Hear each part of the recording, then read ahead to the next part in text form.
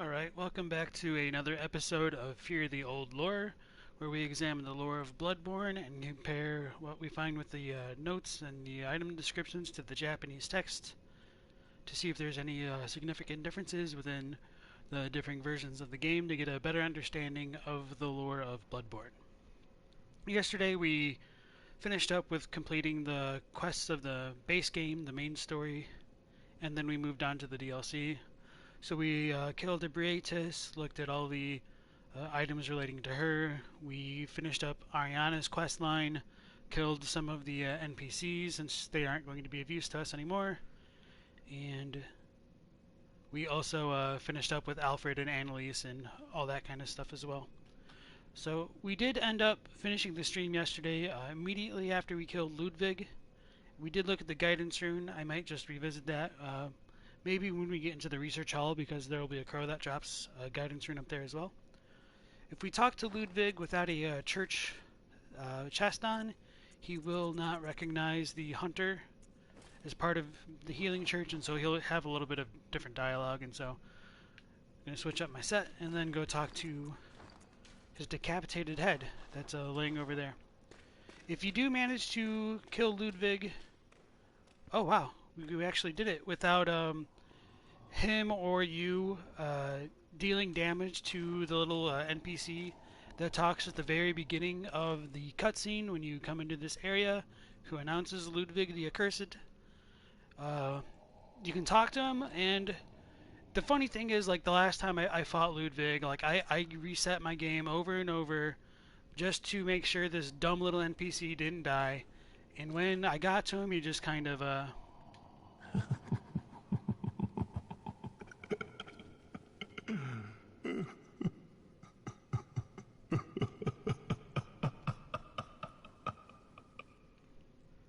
laughed in my face for going through all that trouble. And so it's just a little bit ironic now that, like, I wasn't even trying to save him on this run and managed to do it. I'm a bit surprised because I did fight Ludwig the 2 times, so I guess we just got really lucky with that. So yeah, the little Scullabro doesn't say anything else, he just laughs at you. It's a little bit unfortunate, but I don't know, I think it's pretty cool that there is that kind of like optional NPC. So this is the remains of Ludwig, the first hunter of the Healing Church. Good hunter, have you seen the thread of light? Just a hair, a fleeting thing. Yet I clung to it, steeped as I was in the stench of blood and beasts. I never wanted to know what it really was. Really, I didn't.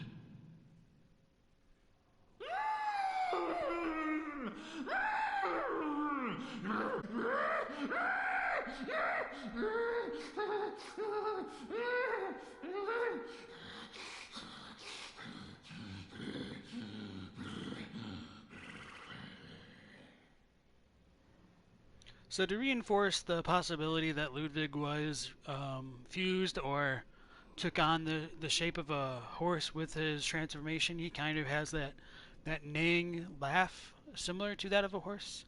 And he does mention his fleeting light, and he doesn't really want to know what it was, and he used it to kind of rely on during his hunts to, like, take away his fears and things like that. That could play into the idea of phantasms. It may have just been the Carol rune itself. I'm a little bit inclined to think that it could be either. I don't really have definite thoughts on which it could be. So now that we have gotten his kind of normal dialogue, we'll go ahead and put on another church-affiliated garb, so we can use the Executioner garb, Gascoigne sets, any of the church hunter gear, and he will recognize us as belonging to the church due to our holy shawl. Tell me, good hunter of the church, have you seen the light? Are my church hunters the honorable Spartans? I hoped they would be. So we are given 2 options. We can lie to him and say that the church hunters were his so-called honorable Spartans, Or we could tell him the truth and say that no, they're really not honorable people. It's over. I'm gonna tell him the truth and say no, and I will also read his dialogue about what he'll say if he says yes. And just as a little bit of note of translation, this thing kind of comes up from time to time, but him saying Spartans isn't in the Japanese script of the game. It's just a little bit of a localization flair. Instead, he just says, "You're all honorable blades of the church," right? So, if we do tell him yes, he says, "Ah, good. That is a relief.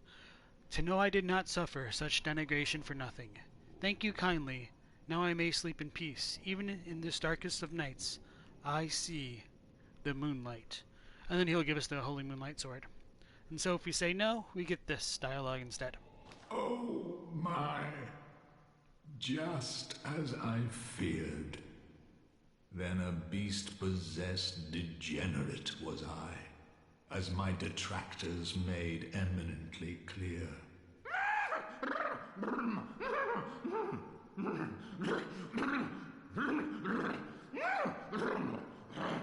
Does the nightmare never end? I do like how abruptly the laugh switches to like "Does the nightmare never end?" It just kind of seems like two lines recorded at different times during their voice acting sessions, I suppose, and they just kind of cut them together. The Japanese for that is very similar in all regards. The only difference is like instead of "Does the nightmare never end?" he just asks instead, "Is it like an unwakening nightmare or unwaking nightmare, like one you can't wake up from?" So very very similar in that regard. Just the only difference, of course, being in Japanese, the idea of like waking from nightmares has a bit more story significance than a nightmare that just doesn't end. Because as hunters, we use the dreams and the nightmares to sustain ourselves, and we can awaken anew when we use things like the Bold Hunter's Mark and the Hunter's Mark.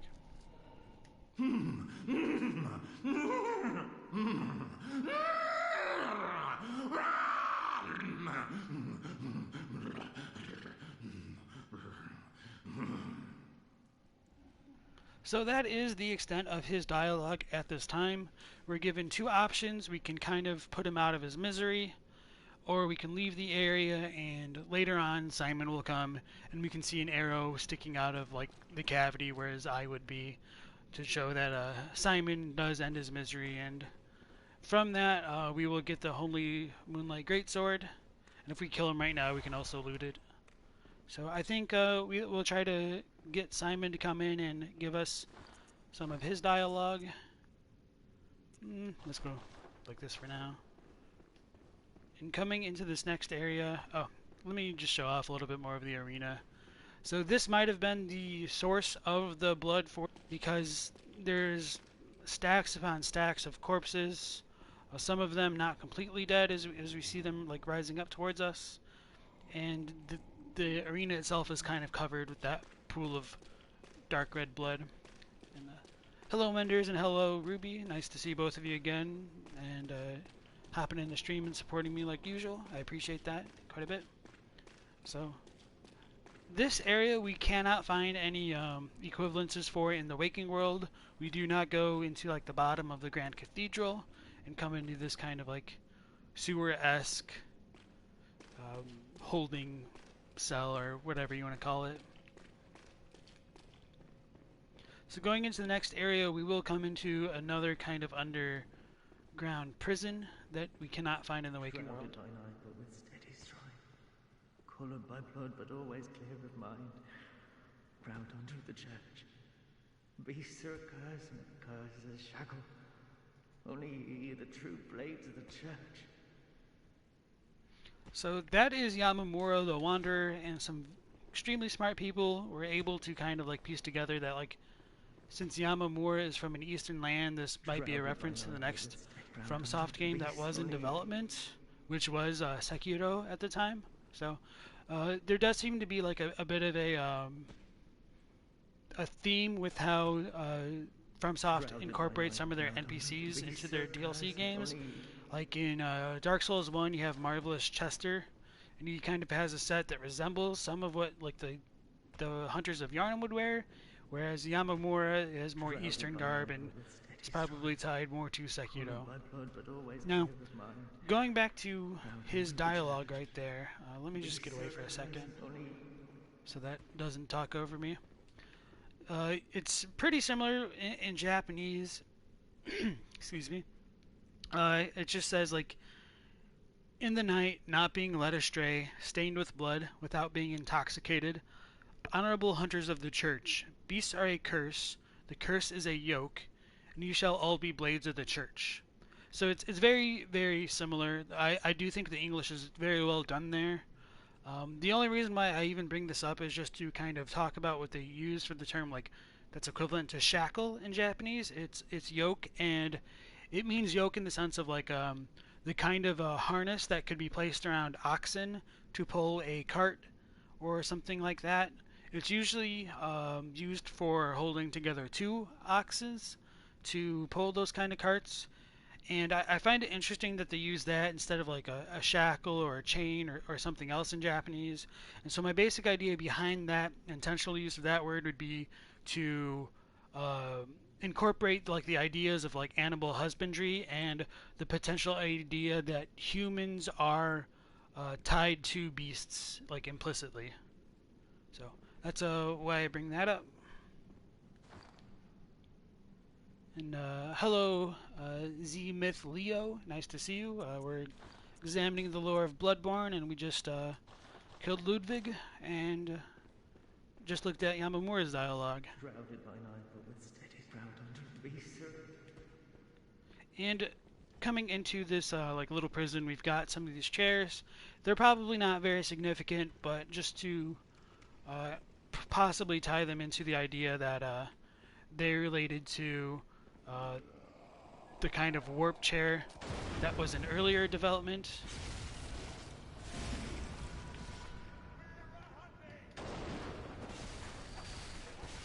And now we start to get into a section of the nightmare that does not have such beast type enemies.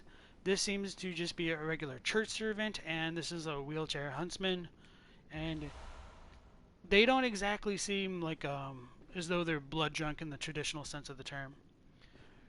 This being a prison, we can come into these cells and try to loot the bodies. And we do not have access to all of the cells quite yet. We are lacking a certain key to be able to get into all of them, although we can still gain some items from what doors are open. So this gigantic lady right here is most likely Gramia. She has red hair and is much, much larger than our player model. From her, or I called her Gramia. That's my fault. Like, in some of the internal files, like, Gramia is a name which comes up and is, like, associated with like the Chalice dungeons, and so this is Gratia, most likely, or Gracia, however it's supposed to be pronounced. So the Fist of Gracia is a chunk of iron fitted with finger holes. The hulking hunter woman, Simple Gracia, ever hopeless when handling hunter firearms, preferred to knock the lights out of beasts with this hunk of iron, which incidentally caused heavy stagger. Gracia was a fearsome hunter, and to onlookers her unrelenting pummeling appeared oddly heroic. No wonder this weapon later assumed her name. So you literally just beat the shit out of somebody with a piece of metal, and not to make a play on words out of that, but I think that's pretty metal of itself. So let me double check the Japanese for that. I'm pretty sure is like exactly the same. It's just a very like slight flavor difference in the last paragraph. Her style was heroic in a way. She was a terrifying hunter. Therefore, this weapon will always be called her name. So, very similar stuff. And so this is one of the locked doors that I was talking about, and I'm pretty sure there's like nothing in here. And then this cell down here leads to another.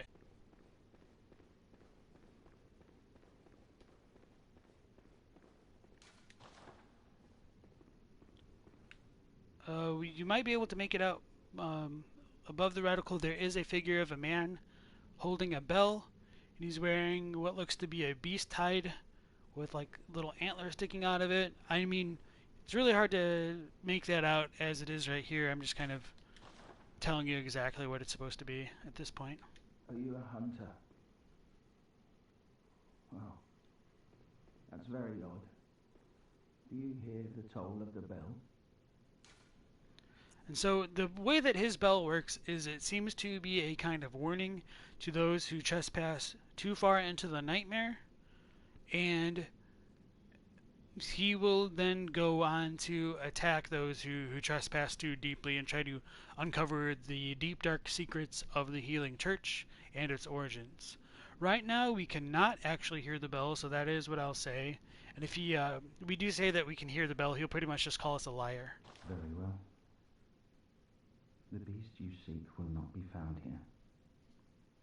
Go back to your hunt, and if you have the chance, put this night behind you. Places better left untouched, secrets better left alone. Only a forward so brazenly roam. So, Brador, while he is defending the so-called secrets of this nightmare, he, like Simon and some of the other hunter NPCs that we encounter over the course of the night, continue to tell us to just hunt beasts instead. That does seem to be like the main goal of hunters, according to the kinds of characters we find throughout the night. And that does remind me, not like directly or anything, but towards the end of the last stream, Wenders did say, let me double check that. Ludwig got emptied from his fear. Does it match with Adeline saying that without fear we're a little different from the beast, even if that's a debatable claim?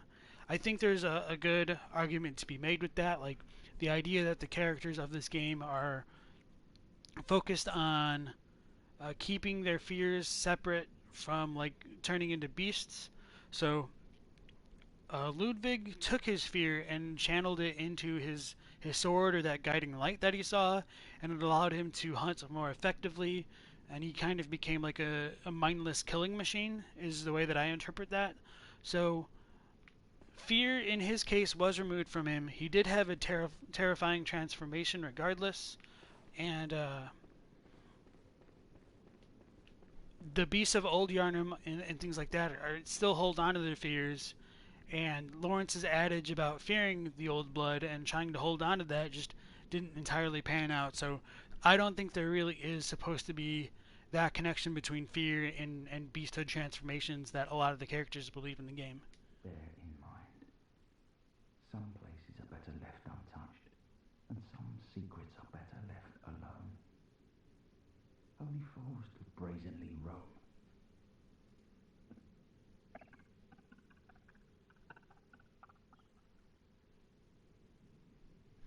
So that dialogue is quite different in Japanese.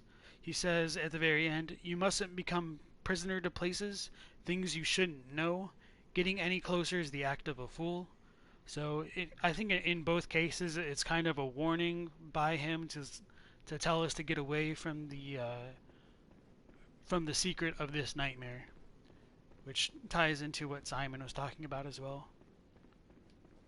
I don't remember if Simon will appear here if we go to the research hall first, so I am just going to go back to the Hunter's Dream and see if Simon will spawn.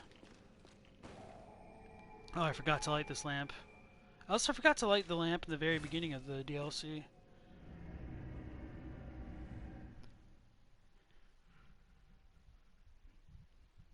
Seems to be something I've been forgetting a lot lately, huh?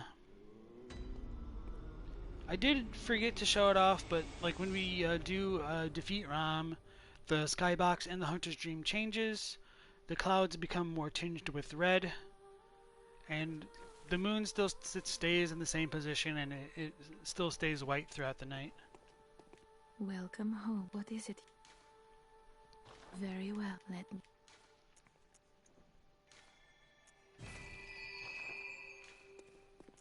Farewell, may...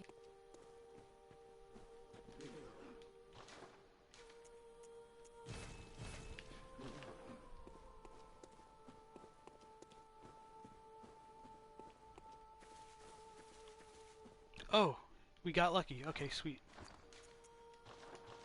So, Garamond is finally shown back up in the Hunter's dream, and he will give us some very special dialogue.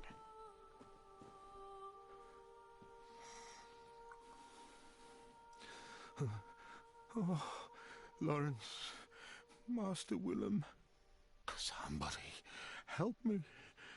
Unshackle me, please. Anybody. I've had enough of this dream. The night blocks all sight. Oh, somebody, please.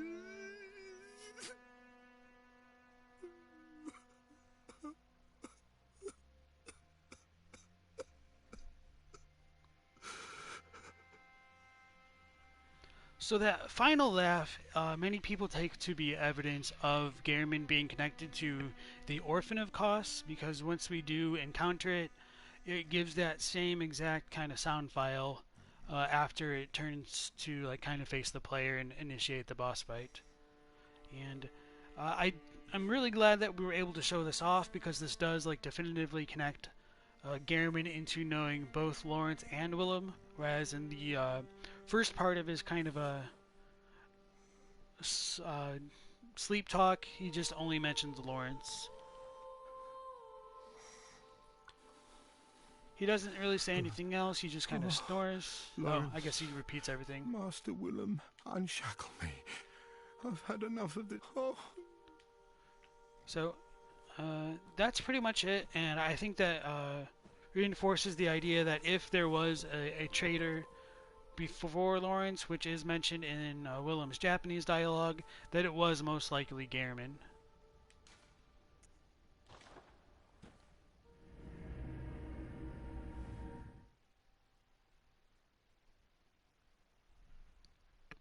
And hopefully Simon will be in the underground corpse pile as well.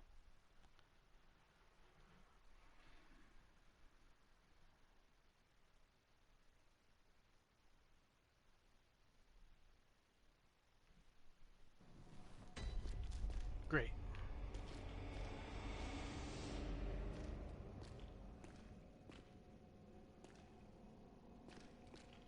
So as we can see, we've got this arrow sticking out of the head of Ludwig, and Simon standing over his decapitated head.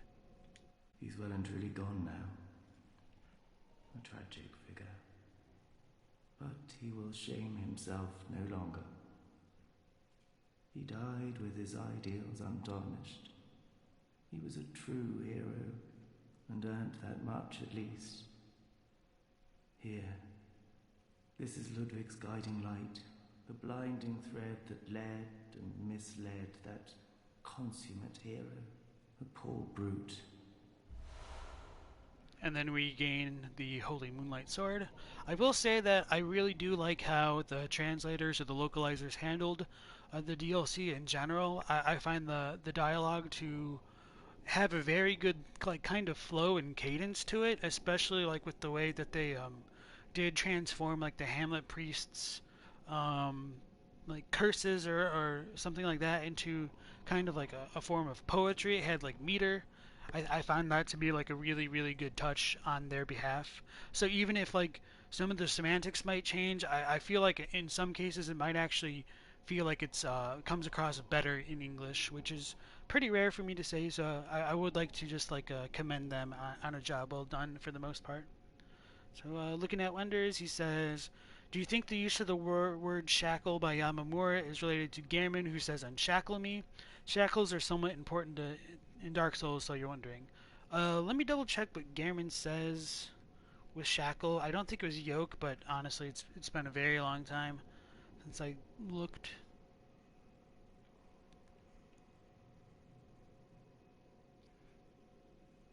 Okay, so in Garamond's dialogue, he doesn't actually say that he's shackled. He just says like liberate me, like free me from the dream. So that's just a little bit of a kind of overlap of a similar term, but thank you for bringing that up. That is something interesting to look at for sure. Alright, so going back to Simon's dialogue, there are some differences that I did want to point out as well. So I'm going to go ahead and just read those right now. So he says, "Ah, he's already been done in. He was an unfortunate man, but his horrible figure probably won't be exposed now. He probably died holding on to his beliefs, at least the status of a hero. Look, this is the light that guided Ludwig, guided a hero, a thread of eye-dazzling deceit." So there is quite a bit of like difference in saying like that the state of Ludwig won't be exposed now. So he did turn into a beast, and that wasn't necessarily known by many people. And so the fact that we've gotten rid of Ludwig is kind of an act of mercy. He's kind of portraying it as, and I think that may also be why Simon has shown up and shot his arrow into his eye. And it just the idea of like his guiding light deceiving him is consistent between both versions. The very final line where he says, instead of saying like the poor brute, he says "ore wa gomen dane," which is like he almost seems to be apologizing either to us or Ludwig. I'm not fully sure. If he's apologizing to Ludwig, I do wonder what kind of connection Simon may have had with him, and yeah, so we just kind of miss out on that potentiality in English. So I did want to highlight that as being significant to the changes in the wording. Do you know why the hunters are drawn to this nightmare? Because it sprouted from their very misdeeds. Things that some would rather keep secret. A pitiful tale of petty arrogance, really. High time someone exposed the whole charade. So I do like what they did with his dialogue right there.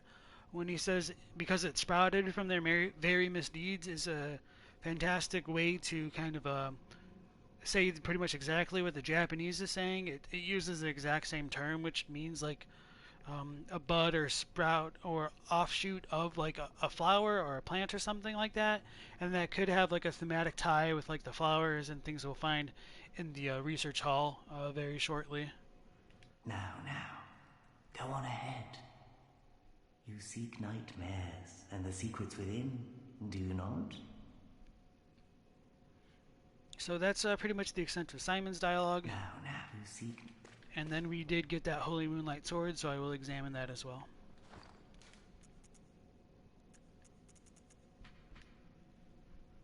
So, the Holy Moonlight Sword. It's an arcane sword discovered long ago by Ludwig. When blue moonlight dances around the sword and it channels the abyssal cosmos, its great blade will hurl a shadowy light wave. The Holy Moonlight Sword is synonymous with Ludwig, the Holy Blade, but few have ever set eyes on the Great Blade and whatever guidance it has to offer. It seems to be of a very private, elusive sort. I'm pretty sure the Japanese for that was similar. Let me just double check it real quick.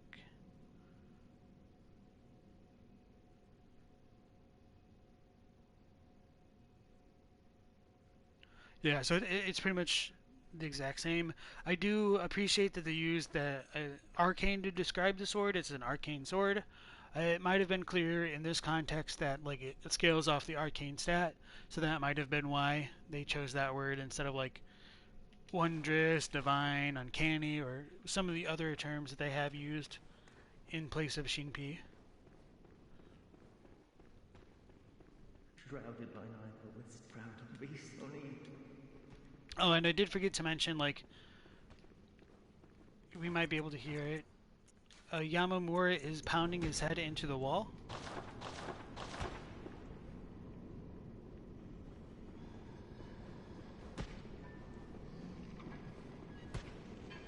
And so that might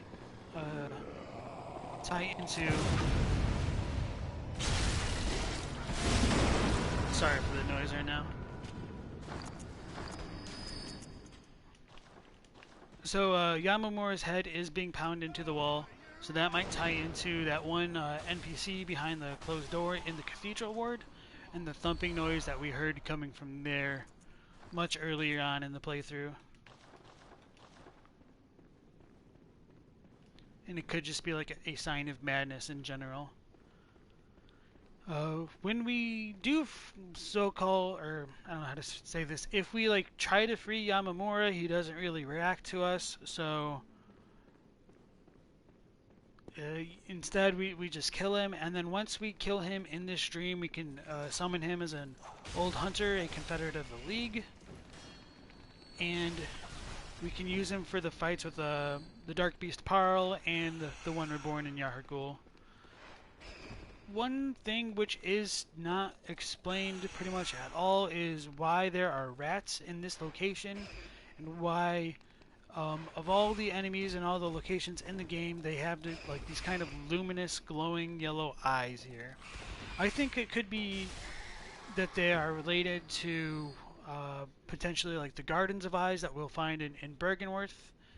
And as we kind of proceed through this DLC, it is very widely thought that it might be a kind of progression in time, going back in time. So this is probably an earlier part of the Healing Church's history. And so at one point they may have used the Grand Cathedral as a kind of like apothecary or infirmary before like perhaps like Yosef's clinic was established or other places. So we've got these figures of bloodstained beds with medical equipment right next to it. I suppose they're not entirely bloodstained, it's just like kind of a dark fabric and shadows going on. We gain Great One Wisdom from this corpse of a Healing Church member. And then we get the same kind of prayer. The foul beasts will tangle nectar and lure the meek into the depths. Oh, remain wary of the frailty of men. Their wills are weak, minds young, unlamented. So I don't think I actually ever really did talk about that prayer specifically. When Amelia was first doing it, I probably got distracted by the boss itself. This is the exact same prayer that Amelia uses right before her boss fight, so some people like to think that the church hunter saying it over there could be Amelia, even though she's not transformed into a beast and she stays humanoid throughout this encounter. There is another like black church set hunter hidden off behind this bed over here, and so it will be a 2-on-1 fight. They're not too terrible. They're not crazy tough for NPC hunters. They're nothing like the Bloody Crow of Cainhurst, that's for sure. So trying to go back to Amelia's prayer for a moment. It's pretty close in Japanese. It uses archaic Japanese, which is kind of hard to understand at first. Some of it is like kind of biblical style language. So in modern Japanese, like just say like atairaren would almost sound like it's the negative form of a verb. So it's like you can't be blessed, or like you can't be given whatever they're talking about. But it's, like I said, it's archaic Japanese and should be understood as like you shall. So the whole idea is by praying for blood, it's questionable whether or not they can't be bestowed its blessing, or whether they will be bestowed like the blessing of blood by praying for it. There could be arguments going either way, like if you only pray for blood, it's not going to be effective, whereas like you need to use it, or just the fact that they venerate the blood and they need the blood to satiate their thirst. So the secret of holy blood calms us, and only the thirst of blood satisfies us and calms us. Receive the holy blood. But people, take caution, you are weak and still immature. You might hear the honeyed whispers of blasphemous beasts calling from the depths. Therefore, people, take caution, you are weak and still immature. If you lose fear, no one will mourn you. So that final line, if you lose fear, no one will mourn you, I take it to be a stronger kind of warning than were it not for fear, death would go unlamented. And so I believe like the idea of not losing fear in conjunction with the prayer of the church is supposed to kind of honor Master Willem's adage about fearing the old blood, but obviously it just doesn't work out in the favor of the healing church, and that will get brought up like kind of immediately after we deal with these hunters and obtain the nightmarish Skull of Lawrence. So Wender says her voice actress is different as well. Apparently that prayer is actually shorter than Amelia's. I think I know Mug has the entire prayer uploaded onto YouTube. I'm pretty sure it's the same. I do know like the cadence is different. It's a lot more clipped and more rhythmic than the way that Amelia prays. But I do remember like the content of both is supposed to be this exact same.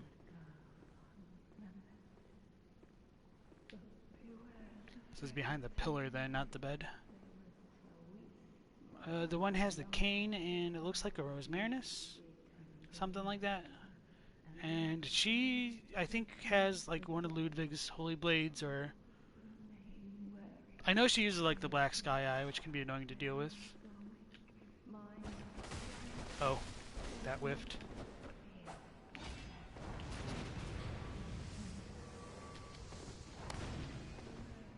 So that a little beam that she's kind of firing at us is something we haven't quite seen yet.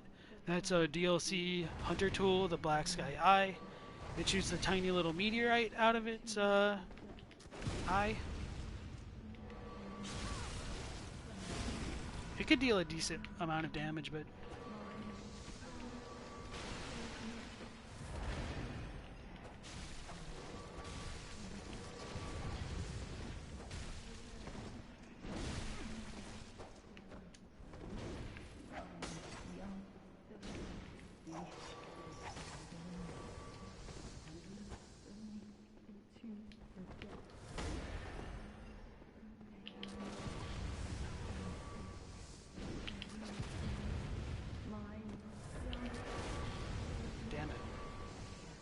fishing for the viscerals rather than just trying to get the free damage.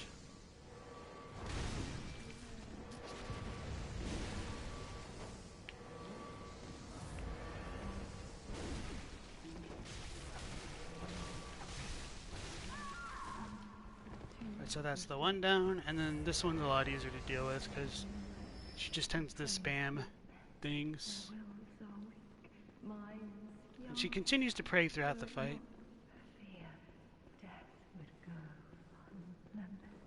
I don't know what's going on with that AI, but it's pretty funny.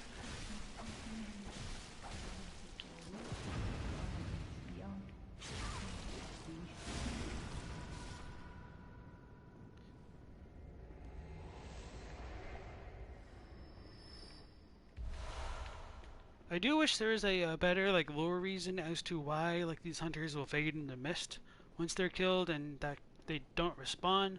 Fortunately, I don't have like the best of solutions for that.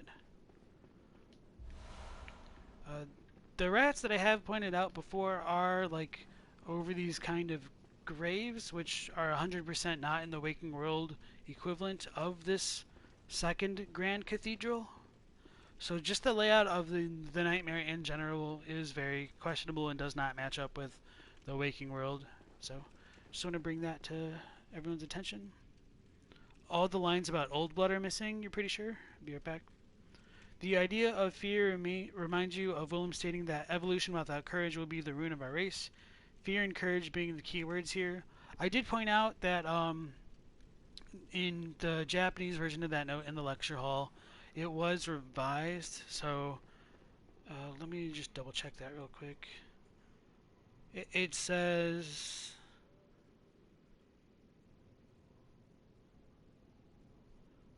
Instead of evolution without courage will be the ruin of our race, Professor Willem is right. Wretched evolution is the downfall of man, or it could just be like will be the downfall of man.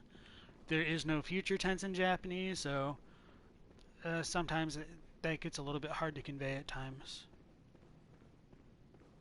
So we did get the eye pendant from that figure of like the fiery cleric beast. And we use that to gain access to the research hall by inserting it into this creepy little figure of a skeleton, kind of being administered a kind of surgery by these three figures. So the figure in the middle looks like it does resemble Master Willem, just because of like the kind of headpiece, the eye covering on it, as well as like the ornate kind of robes.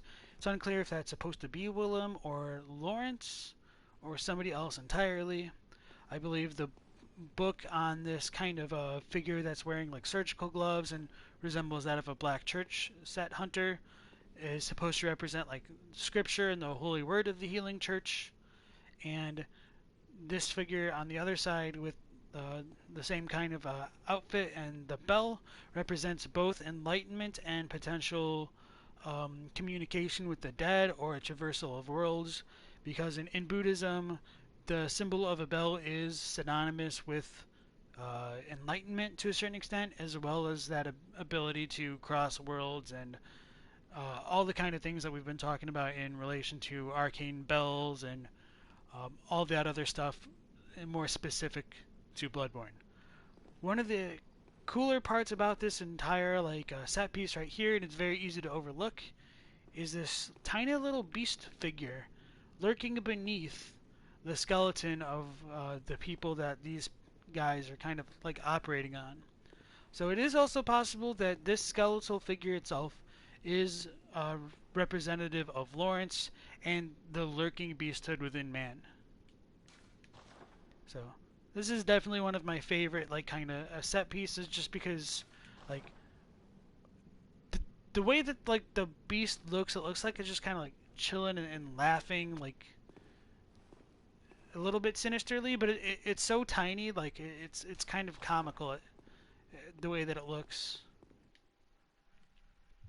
So taking our eye pendant, we literally insert eyes on the inside of the brain or the head of this altar skeleton. And then the imagery truly falls into place when we literally ascend after putting eyes on the inside to the upper levels of the research hall.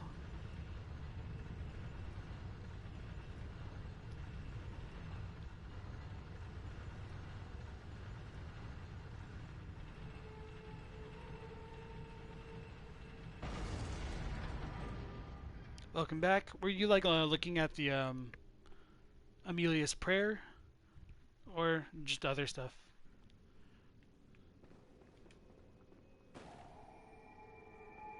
So now we've been granted access to the research hall. Just to show that off, we get some more ambient insight. And we will go back here very shortly, but there is a kind of a hidden feature with this elevator that I would like to explore. Oh, you went to the bathroom? It's all good. Yeah, I was just wondering if you were double checking that that dialogue for us.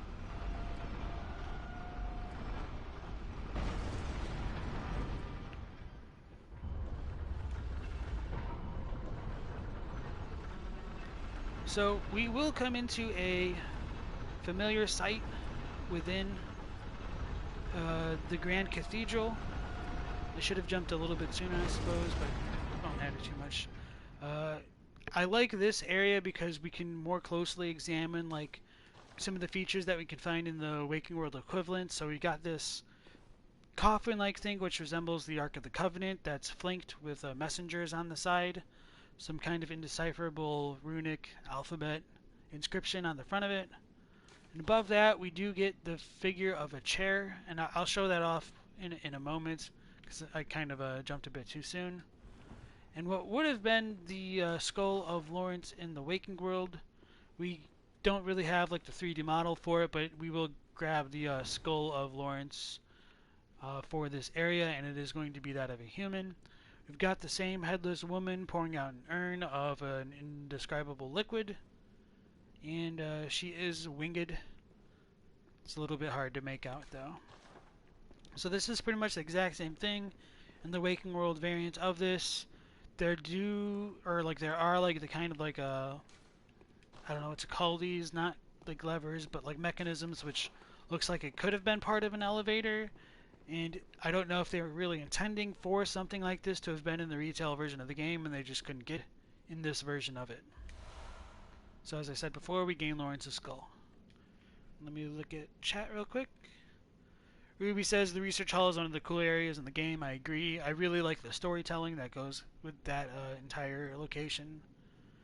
You kind of see it as crap Ain't Orlando gameplay-wise because of the rafters and the shifting stairs and Orlando Duke's kind of area. Yeah, there's definitely like a lot of similarities between the two. Did someone ever seriously attempt to see if the runes on the grave convey any meaning?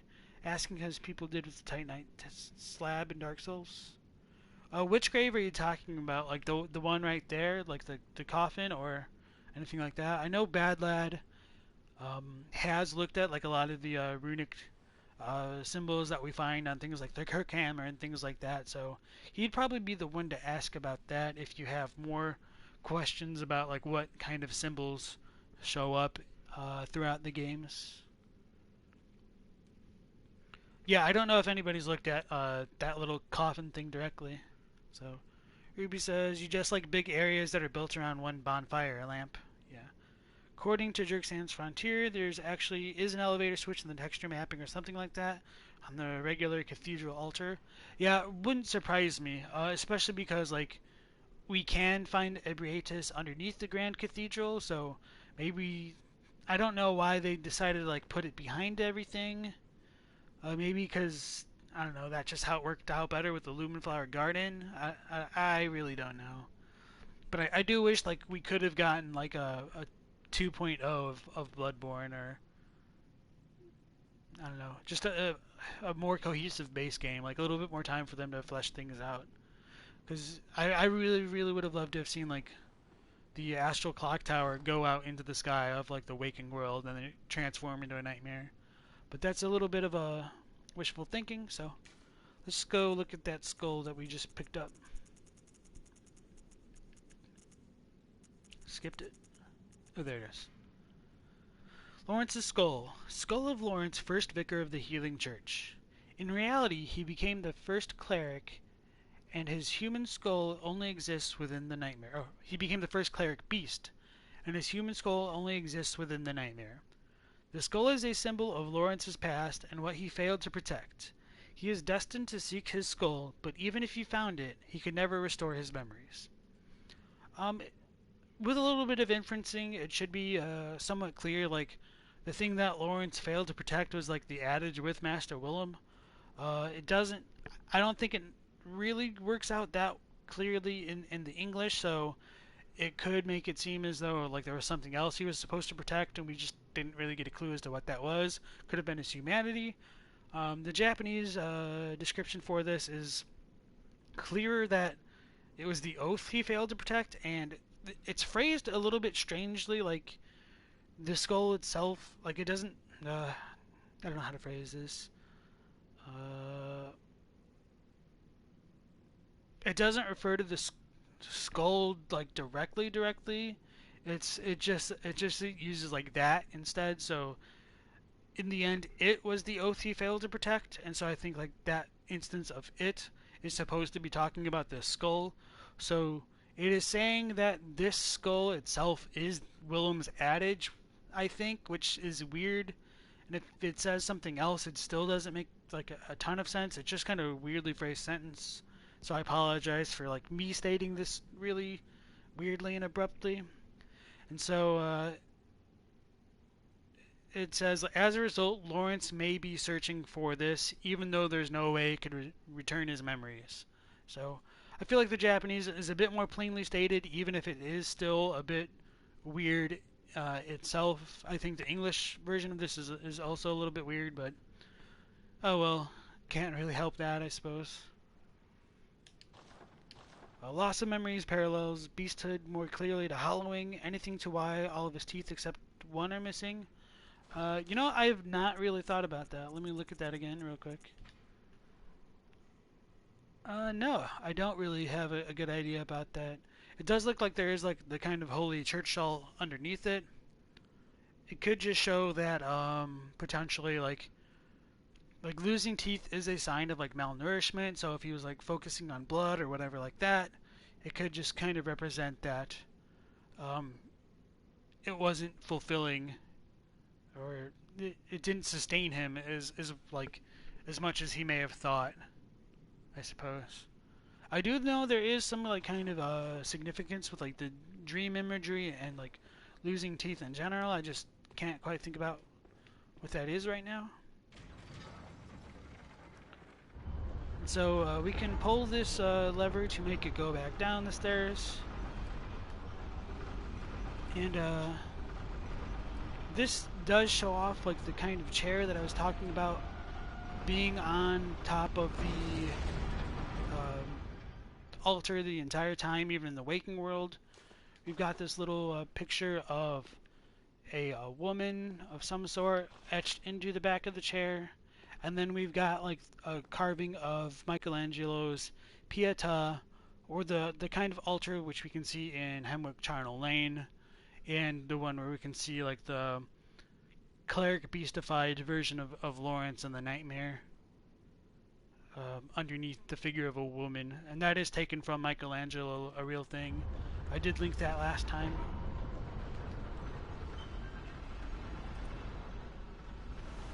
And we get the church cannon from there as well. It's a little secret item. There's nothing else over here if you try to drop down. Even though it looks like you could land, it's a kill floor. You'll die. And so, like in the waking world, like Ebrietas like would have been like below here, but we get no such indication of that in the dream. Oh shit! Yeah, actually, I had no idea you could come down here. Yeah, a lot of people miss out on the church cannon. I do like how FromSoft does kind of reward exploration in that regard.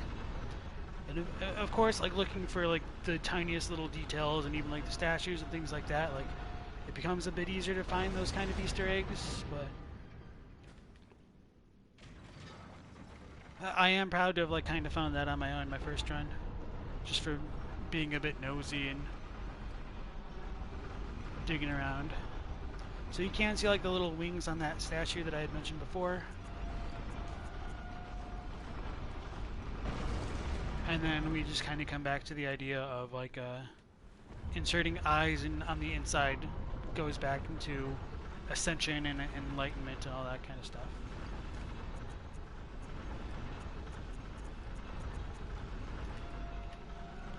So this is the church cannon. It is an oversized weapon used by the healing church.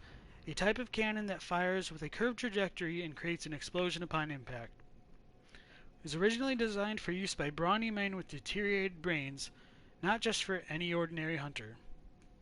But the men lacked the wits to effectively operate firearms, and the weapon was quietly ushered into permanent storage.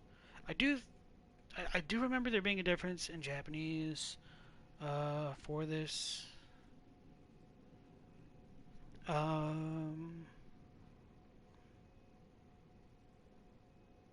Okay, so originally it was hypothesized to be employed by brain-paralyzed giants. It is difficult to handle for the common hunter. However, in the end, giants don't possess the intelligence to handle firearms. It is said this weapon was abruptly stored away. And so, I suppose giants might be like a little bit of a stronger wording. It just like... the characters are like literally big man, and the character for man is like male, like big males, not like the character for person is, which gets shared with man quite a bit. And like the actual term that they would use for giant is different. It's Kyojin, and this is not that. So it's not like giants in like the Dark Souls kind of sense, just to be a bit clearer there. Oh, the deteriorated brain part hints at the bell carrier guys being experiments, you guess? Yes, and I was going to bring that up as well. The bell holders are wielding the church cannon, which probably shows that if the normal church servant giants did not have the kind of mental acuity to be able to wield these weapons, whatever experiments they conducted to create those kind of monstrosities did imbue them with enough intelligence to be able to wield it. So that is something that is interesting in relation to how this weapon was employed. Maybe it was the cannon that I was thinking about. I don't remember if I actually read this or not. a large prototype firearms fashioned by the workshop heretics, the powder kegs. Use of this weapon is equivalent to toting a mounted cannon, complete with its ridiculous weight, staggering kick, and lavish use of quicksilver bullets into battle. Such a monstrosity was doomed from the start, and indeed its development was cut short. Yet against impossibly gigantic foes, it might be just the thing. And so, the Japanese for that, instead of saying it was crafted by the powder kegs, it says it was a large-scale gun prototype created by the Healing Church Workshop. So yeah, that was the difference that I was really thinking about in relation to the cannon. Okay. So, due to its ridiculous weight, recoil, and quicksilver bullet consumption, it was scrapped at that time, long before it could be practically used. So, okay, yeah. So it was a kind of prototype weapon created by the Healing Church Workshop, and they just never really used the cannon itself. So I think that's it for now, so we can go back into the research hall and proceed forward. Coming into the research hall, we find the body of a research hall patient just randomly falling out of the sky into this pool of poisonous water. So Wandering Madness. Some more chunks. And some of the NPCs in this area are non-hostile and can be interacted with. And others are still hostile. Anyone seen my eyes? I am afraid I've dropped them in a puddle. Everything's pale now. So there's a lot to kind of take in with that. If we examine like the figures of these patients, they've got like these kind of gigantic bloated heads, and it might be like a kind of sack that's covering them, so we don't really see like the flesh underneath, or maybe that is exactly their head. It's a little bit unclear. I think it might be a little bit of both, and we'll see examples of both as we go on. Has anyone seen my eyes? I am afraid I've dropped them in a puddle. So he says the same thing, and notably he is just kind of wallowing about within this poisonous water. It doesn't seem to be affecting him whatsoever. My general thoughts along that line are these figures probably had this kind of water put into their heads. Excuse me for one moment.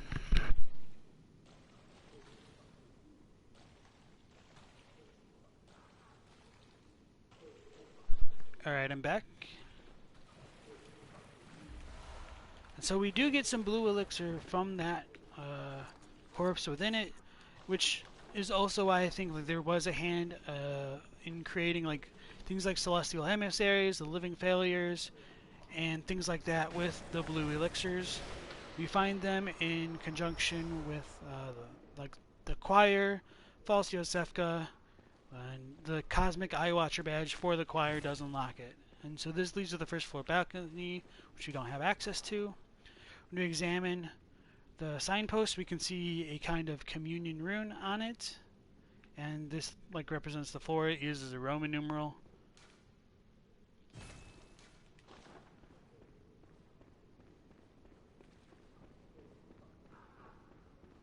And same thing over here.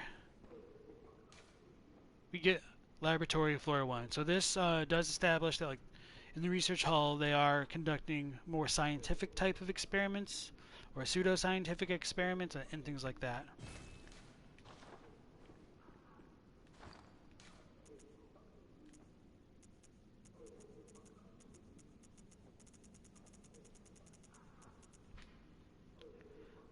So that is the symbol of the communion rune, just to show that up again. And just as a reminder, we did get like the level 4 tier of the communion rune from defeating the celestial emissaries. We gained some runes from the back room of Yosefka's clinic, and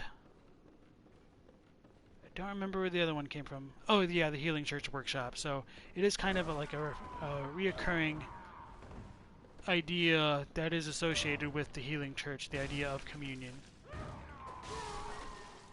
So these are like the aggressive research hall patients.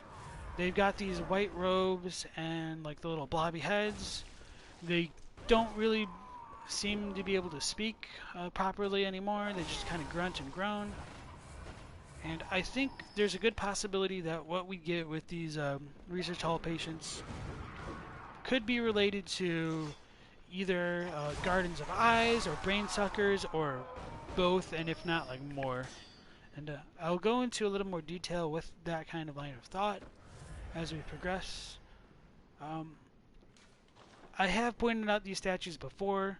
We find them on the face of the Grand Cathedral door, as well as in Upper Cathedral Ward. Up there, they had a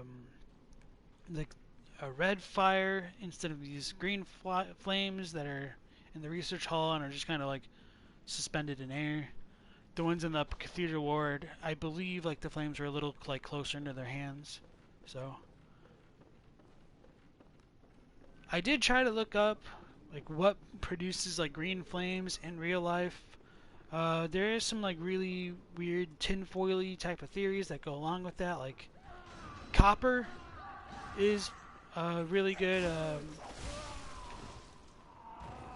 Has a lot of associations with producing green flames, and so perhaps they were using copper in conjunction with like mercury, as well as like some of the other kinds of fluid to put into the heads of these patients. I Just kill me. Free me from this place before I go mad.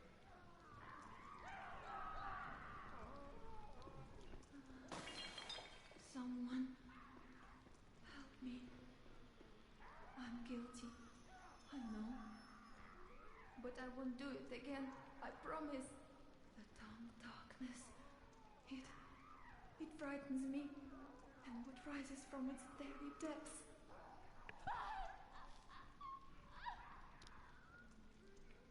So this idea of like a damp darkness and what comes up from the depths is very important for the research hall, Adeline, the ideas. Lady Maria, please take my hand. Please help me. Don't let me drown. The ideas of like stagnation and flowing water, and like once the flowing water stops flowing, it becomes stagnant and allows things to kind of brim over. It's a really, really big deal in terms of trying to understand the lore of the research hall and some of the lore of transformation in general.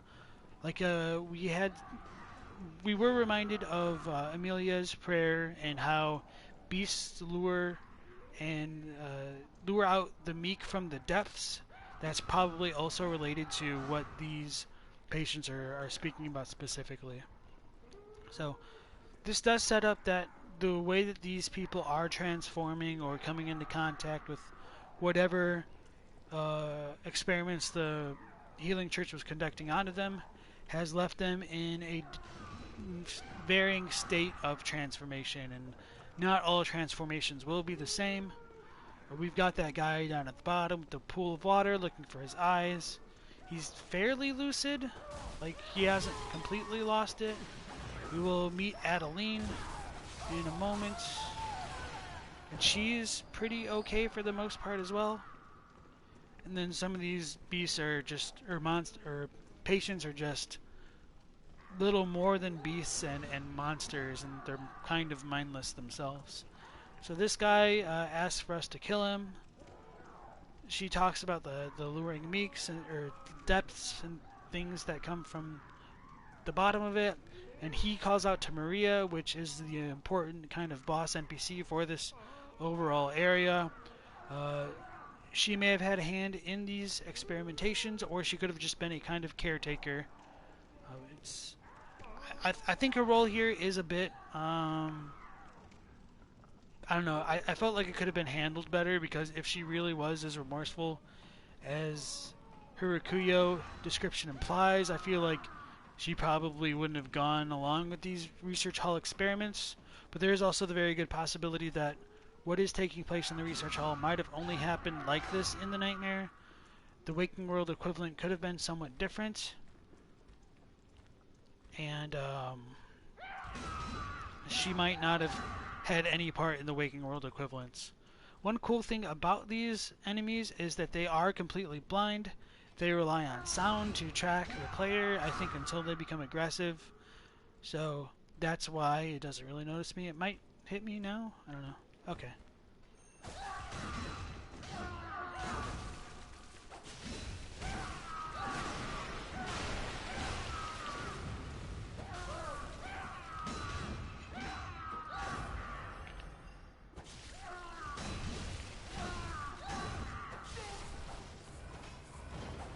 And so they still do bleed like that kind of red color, so they're not like quite like a kin or anything like that. They aren't a verse kin type enemy, or as I will call them, like kin of the cosmos.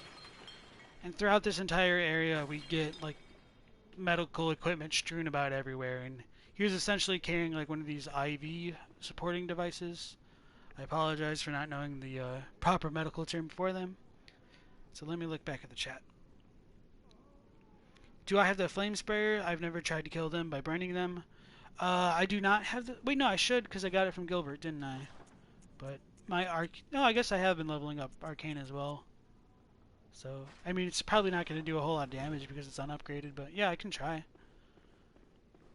Or we could just like look at Meph's wiki or something like that, see if they're weak to fire. Some of these guys will be throwing out like these flasks filled with a kind of grayish liquid, which makes me think it's mercury. If we examine some of the bottles in this area, we will see that like some do just like straight up say poison, like that one does, I think. Might be a bit hard to show off. Oh, I don't have my torch on right now. And some of the other bottles are labeled like HCl, which is like hydrochloric acid. And I know like this is really getting into like, okay, see that one right there has HCl clearly labeled on top of it, the one in the middle of the screen. And just one of the weird things that I did kind of discover with my own research, and I very strongly like don't necessarily believe this is tied to the game at all, because it would just be such big brain wrinkle type lore going on, is that if you combine like hydrochloric acid with copper, it kind of forms into this amalgamate, which looks very similar to what you have going on. Oh, I meant to use the flame sprayer. So that creature over there did have like a rotted arm, and it can poison you really quickly. The flame sprayer doesn't seem to be too great, but it's a little bit hard to tell just because I don't have it upgraded. So what I was saying with like the hydrochloric acid and copper, like it will form like these kind of goldish globular things that do resemble, in my opinion, what kind of shows up on the icon for on the icons for like the what are they called, the brain fluids. And I will try to show that off later on when we get the brain fluids, but I just found it to be like an uncanny thing that just kind of works out. Like, I don't think that's something that the developers explicitly knew about, but they might have, and if they did, like, it's just crazy how much thought they put into it. Just combining hydrochloric acid, like the HCl bottles, compared to like the copper, which might make the flames in this area green, or like it could just all be aesthetics in terms of like game development, and just this lore theorist right here going crazy looking at all these dumb little details and seeing how things might align. Thought there was something else. Okay, no.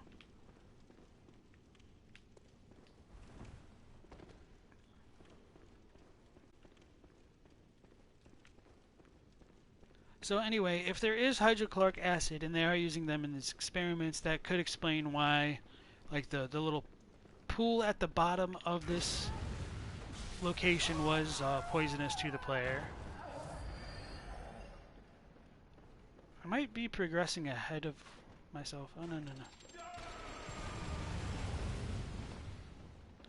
Yeah, I meant to like go the long way around and try to explore, but I suppose this will work out.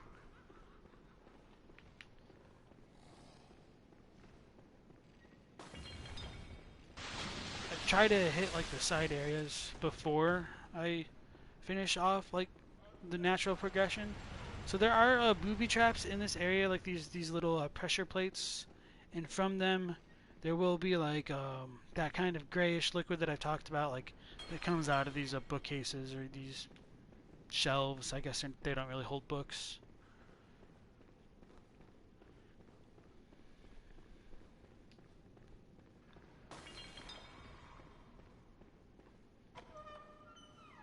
And then all the signs pretty much say the same thing except for the balcony. It's just laboratories on different floors.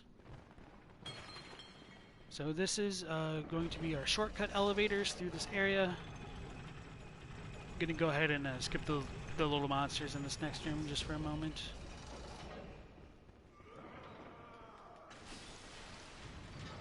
Maybe not. Okay. So this guy over here uses the Rosmarinus. I think the other dude over there uses like a shotgun or something. Blunderbuss. Oh, you're asking if the guys in the bed's asking for you to kill them are weak to burning? Yeah, I'll try to check that out. So this... Lady Maria? No. You're someone else. Is Adeline another blood saint in a very different kind of position compared to some of the other blood saints that we've found so far in the game. I do like that when we look at her, she is kind of strapped into this chair, almost forcibly done, and you can see like this little syringe sticking out of her arm with the blood filled within it already. So it looks like her head is wrapped in this little cloth kind of thing, and we can talk to her. And she still seems pretty lucid, even though she's blind and can't tell whether or not we're Lady Maria at first. Please, could you do something for me? I need brain fluid. Murky, mushy brain fluid. So the first time you hear that, you're like, what the hell is she talking about? Like, brain fluid? Who in their right mind would ask for brain fluid? Please, I need... So that's kind of like the first step of the quest that she gives in this area. We will eventually get her brain fluid, and one of the questions that I have about that is this idea of brain fluid coming from her herself, or is this something that the experimenters in the research hall were putting into some of the other patients? And that question does become a bit relevant when we look at some of the like little figures over here. We have like a kind of trepanation device going into the bloated head of this very obviously dead research hall patient, and it's been forcibly strapped into the operating table as well, and all of the instruments here are just kind of covered in blood, and it's very sanitary, I know. You figured it occurs naturally after imbibing the noxious water, that they ask for brain fluid specifically, or that like the brain fluid or like their heads in general expand.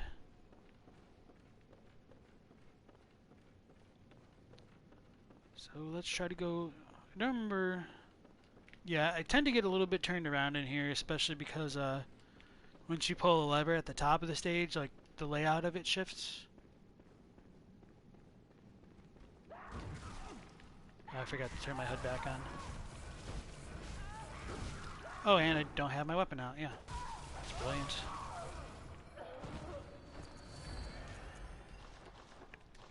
That they have the brain fluid in them. Yeah, I'm not entirely sure. Like, I do think that some of them definitely gain that like kind of brain fluid, and So let's try the flame sprayer you wanted to see. Alright, let's go with the one over here first. Then I'll use like the torch on the other one, and then just the cane. Yeah, okay, definitely not very effective.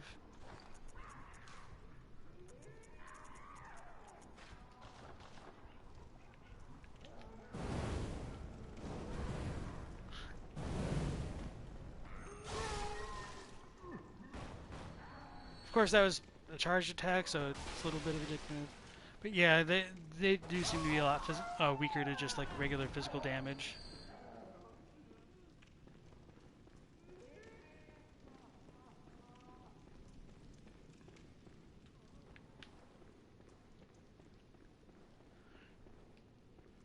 There's something comic about seeing that. Just the flame sprayer, the torch, or just how helpless they are. So unnecessary, yeah. So in this area, we will get those NPCs throwing that misty type of liquid at us. And the way that it seems to be liquid at first, and then it just dissipates into that cloud like that, does make me think that it might be related to mercury. It might be like the hydrochloric acid that I was talking about. I honestly don't know. And there are a lot of NPCs in this room, and so...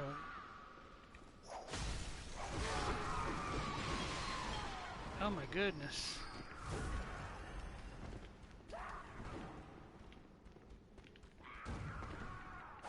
And some of these are a lot more coordinated and like a lot more aggressive than some of the other patients.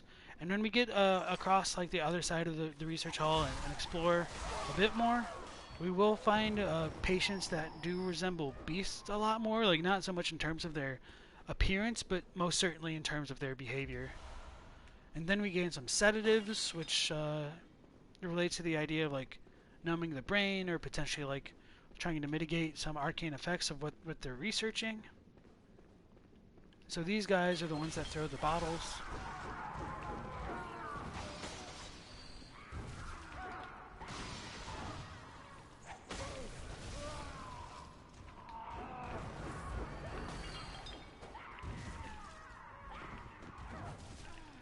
Okay, just swing your head through my sword, or cane, whatever.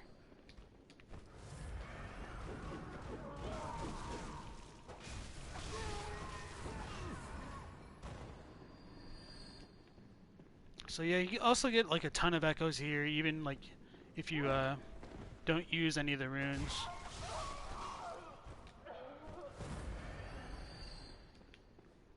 So even though it's a bit spread out, like this place isn't too bad to farm, but there are better places like the pigs in the Nightmare of Mensis. Being able to like to fight the shadows of Yharnam for you is really like the top tier spot in the game. So this goes back to where that one dude was carrying like that IV device, was swinging around all his stuff. So it all does connect back together on this side of the floor, or hall, I should say. I don't think we killed the dude with his Gatling gun, so he'll probably pop up later when I really don't want him to. That way does lead all the way up into like the rafters. And I'm going to try and show off like a little shortcut area first. It is just called an IV stand. I didn't know if they had like a better name for it, but thank you for letting me know.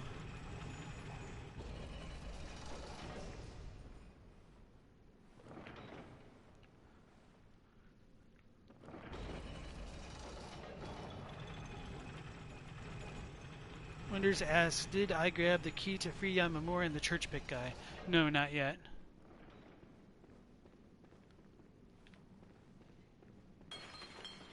So, there's just more medical equipment everywhere you go. I think there will be like another like little, yeah, okay. So I was right about that little guy landing on a safe spot. So this is like a little pressure plate where if you step on it, I do believe like the mist will pop out. Oh, nope, not this one. Oh, I'm just imagining things. Okay, I was like, what the hell? I don't see him. That's because he's literally invisible. Okay. So right over there, we gain. There's like a hunter right next to a decapitated blob, essentially. And this might be bad because like those research hall patients next to him might get aggro. Looks like he has the cane and a different kind of pistol, maybe the repeating pistol. Okay, can't visceral because we're on stairs apparently.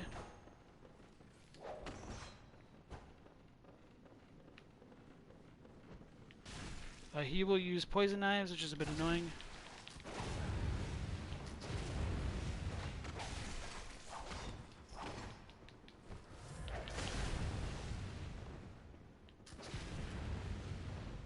Oh no, and the others have gotten aggro.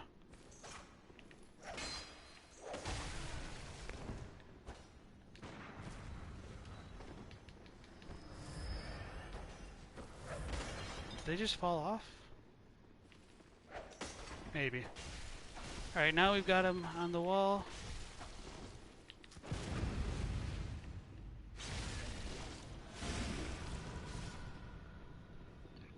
So he was wearing like the black church doctor set. He has a ton of sedatives. Okay, so maybe only one fell.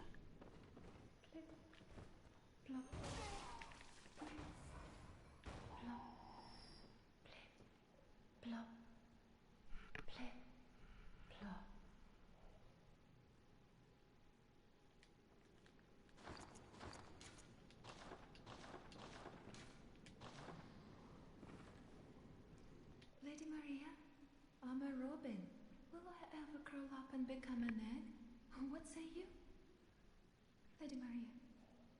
Lady Maria, say something. Anything.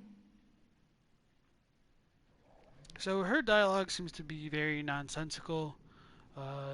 The fact that she talks about plip plop plip plop is a kind of repeating theme in the research hall. My idea is if they fill themselves with water and continue to hear this watery or wet sound which they describe, it might be the idea of the impurities within them like settling down to the bottom within water itself, and that might become a bit more clear once we get some more of their dialogue to listen to. Lady Maria, will I ever what say you say something? And so they continue to talk to Lady Maria, so it just reinforces that she is a kind of caretaker in this location. I almost jumped off. And when you attack these what are the words? Disembodied heads, they will drop that kind of brain fluid which Adeline was talking about. And I do like in this brain fluid's description, it does talk about a woman and her like older brother. So Rubito says a robin curling up and becoming an egg might refer to returning to the beginning for some purpose, potentially thematically appropriate for Bloodborne. Yes, I will talk about that as well. I mean, not so much like the egg, but just like the idea of transformation and like regression is kind of a theme that is present all throughout the research hall. Returning to the womb. Yeah, exactly. So, brain fluid. It's grayish, amoeba-shaped brain fluid. Wobbles and bounces. It's extracted from a patient whose head expanded until that was all that they were. Once, a young girl had an older brother who was determined to become a doctor, and so she willfully became his patient. In the end, this led to their encounter with the eldritch truth, for which they considered themselves blessed. And as you may imagine, I'm not particularly pleased that they used the term eldritch truth in this description, but nonetheless I do like the little bit of storytelling that if this disembodied head is related to this description, perhaps then the hunter that's literally next to the head is the older brother of the younger sister. So we're kind of monsters for killing her older brother and then just killing her for her brain fluid, but at least she'll come back into shape. If you do kill the the heads, they will kind of deflate for a moment and then just kind of go back to the way that they were. Lady Maria, So we killed her, but she didn't stay dead, and this might be related to what happens with Adeline. So like even though Alfred grinds her into pulp, she continues to live, and we can restore her with the Altar of Grief. So let me look at the Japanese for that. Oh yeah, I did mention the Eldritch Truth thing. So Eldritch Truth, of course, does come from Shinpi in Japanese, which is what they used for that arcane stat. And so the final line is a little bit more literally close to something like, the result was a meeting with the dream-like arcane. The two were blessed. And I know that description leaves like a little bit to be desired, just because of like how bare bones it is, but there is a kind of a lot going on with it, even in Japanese. I am a little bit uncertain if a certain character should be read as visible or as like coming into contact with, or like having an audience. The character for like to see is Mieru, and that can mean like to be visible, but it can also be read as Mamieru, which means to encounter or to meet with something. So I think like the idea was that the brothers' experiments on the little sister with the kind of fluids that they were using caused her to come into contact with the arcane, or all the things associated with Carol runes, Great Ones, the cosmos, dreams, things like that. And because of that contact, they were blessed, so to speak, like they were fortunate, because it allowed her to transform into that kind of a disembodied head. I don't necessarily know if that's a good thing, but it is a step in transformation. And as we continue along with Adeline's questline, we will see that, what's the word? I can't think of it. Damn it. Now I'm just completely distracted. Oh yeah. They are going to be like the beginnings of eyes on the inside. I don't know why that was so hard for me to think of. It should have been really simple. It's what happens when you start to look at like a different language. You forget how to, or any other ones you know. So Herbert says the older brother is the doctor you killed. It's in the developer notes or whatever. They're referred to as brother and sister. I completely believe it, and even if it wasn't in the developer notes, like that would still be my headcanon.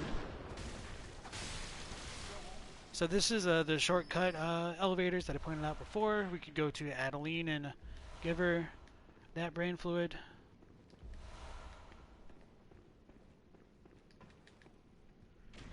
Do you think Lance talked about it too?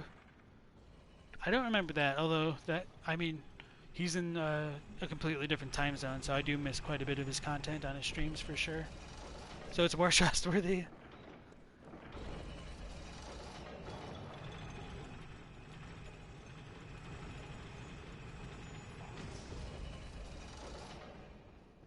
So go to Adeline.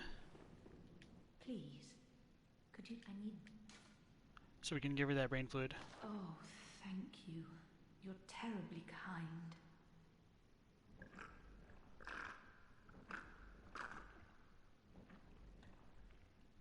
Oh, it's wonderful.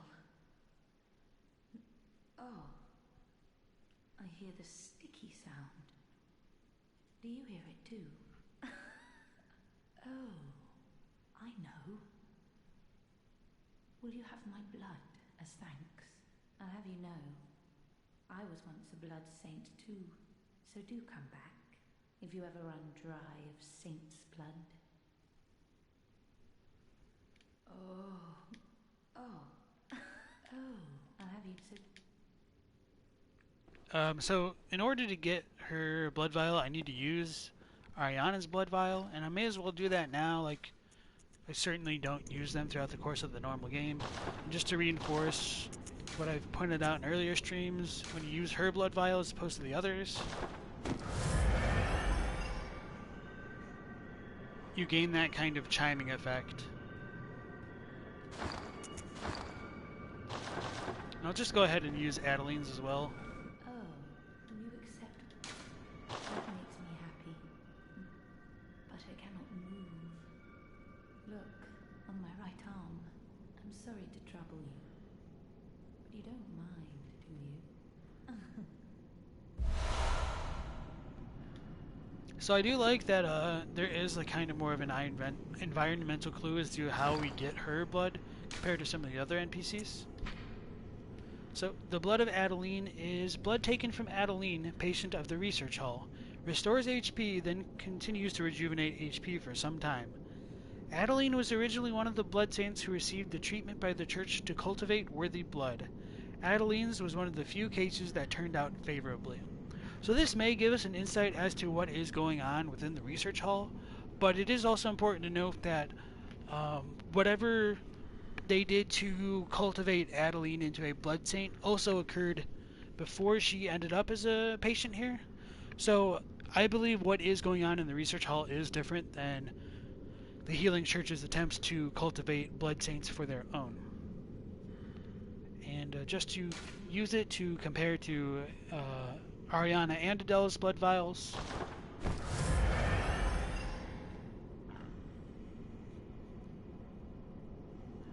We get that kind of fiery aura effect, and that's it, even if it continues to restore HP. It's very short-lived. I suppose I should have looked at the icons a bit more. Ariana's has the darkest of colors. It's like more purple in nature. Adela's is a bit brighter than that. Adeline's is the brightest, but it looks like it has like kind of some dark tendrils like towards the bottom. So if you want to look at that in detail, like you could find pretty high resolution images online, like going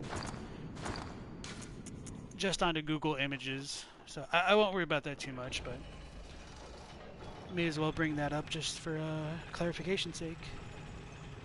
Alright, so Herbert's gonna go to sleep. Thank you once again for stopping by. I appreciate it, as well as your commentary and clarifications for things that I may miss. Have a good night.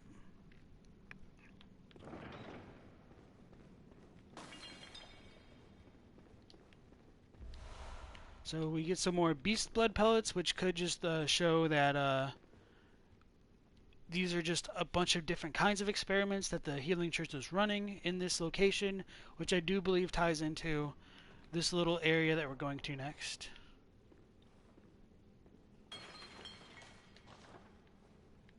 If we examine the patients here, they're crawling about on all fours. And the way that like its kind of wrists are bent at the front is kind of fascinating to me. It's definitely very different from the other research hall patients that we've seen so far. There are two of them. There is one like just right below us as well. It's a little bit hard to see. It can ambush us, so we'll ambush it instead. And it's in the exact same kind of state as the other one. So I think these are like supposed to be closer in style of appearance to like Scourge beasts, and they also have like similar kinds of leaping attacks as well. So I'll try not to kill this one super fast and show off some of its attacks. So yeah, it gets quite a bit of air, like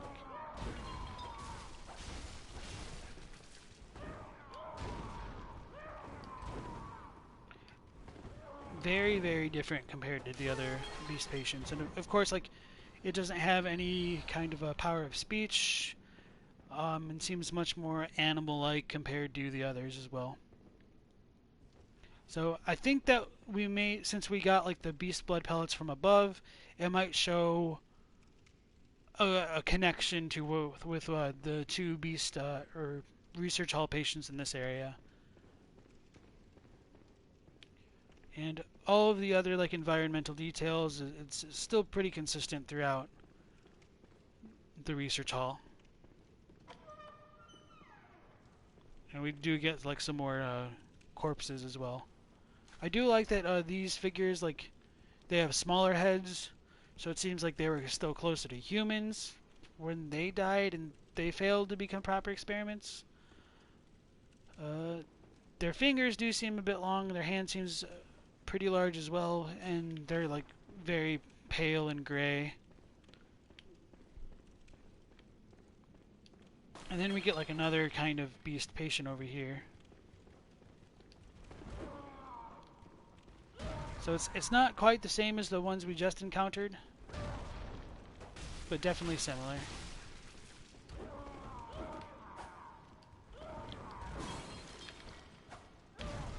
Maybe they are the same, I don't know. Maybe I just got bad with the AI RNG on the other one.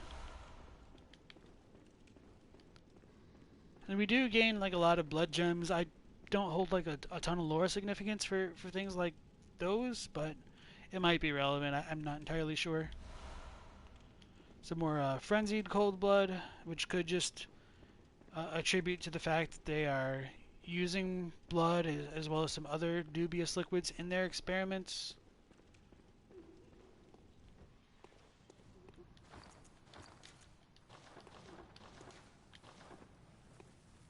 And then we find this figure of a research hall patient attending to the needs of a flower. And so if the research hall patients are related to things like phantasms, that might explain why there seems to be this kind of connection between the flowers and the patients themselves. Blip, blop, blip, blop. Splish, splash, splish, splash. Blip, blop, blip, blop. So he doesn't really give us a whole lot to work with. He just keeps repeating the kind of sound which Adeline might be hearing. I did mean to bring it up when we listened to her dialogue earlier. In English, she says it is like a sticky sound, whereas in Japanese, it's more like wet kind of sound, or damp kind of sound. We do finally get some more rats to examine.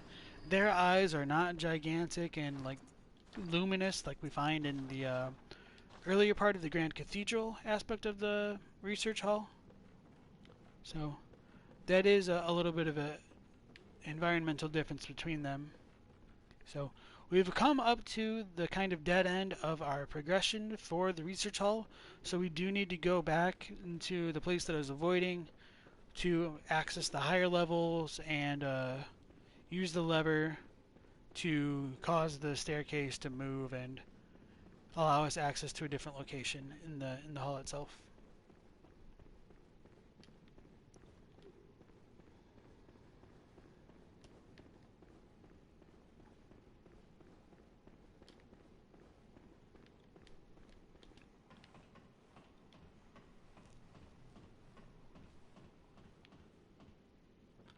And just to reinforce that they're doing like medical research, like there's just stacks and stacks of books piled up all over the place.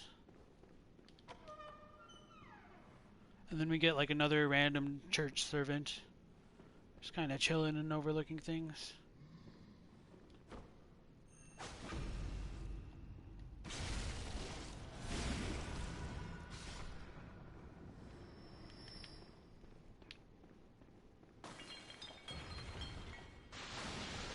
And so this patient is also different from many of the others. It doesn't seem to have like a whole lot of bearings as to where it is or where we are. It's completely naked. And it like lacks the robes and all that kind of stuff as well. So there's at least like 3 or potentially 4 different states that we find the bloated head patients in, not including like just the bloated disembodied heads themselves. So this goes back into like the staircase from the very beginning, attaching everything together. I'm trying to think which way I want to go. This way might be faster.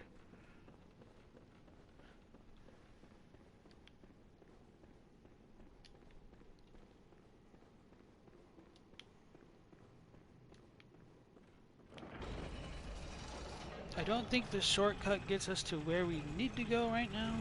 I think it's just back up to the top floor. So that's pretty much everything for this section. I don't remember if making cross over here. It might just be... Okay, yeah, we can. And so these guys over here completely have no heads. And they are not going to be hostile until you attack them yourself. And this obviously brings a lot of questions as to how a headless patient can exist, because typically in real life, if a person lacks a head, they don't live for very long at all.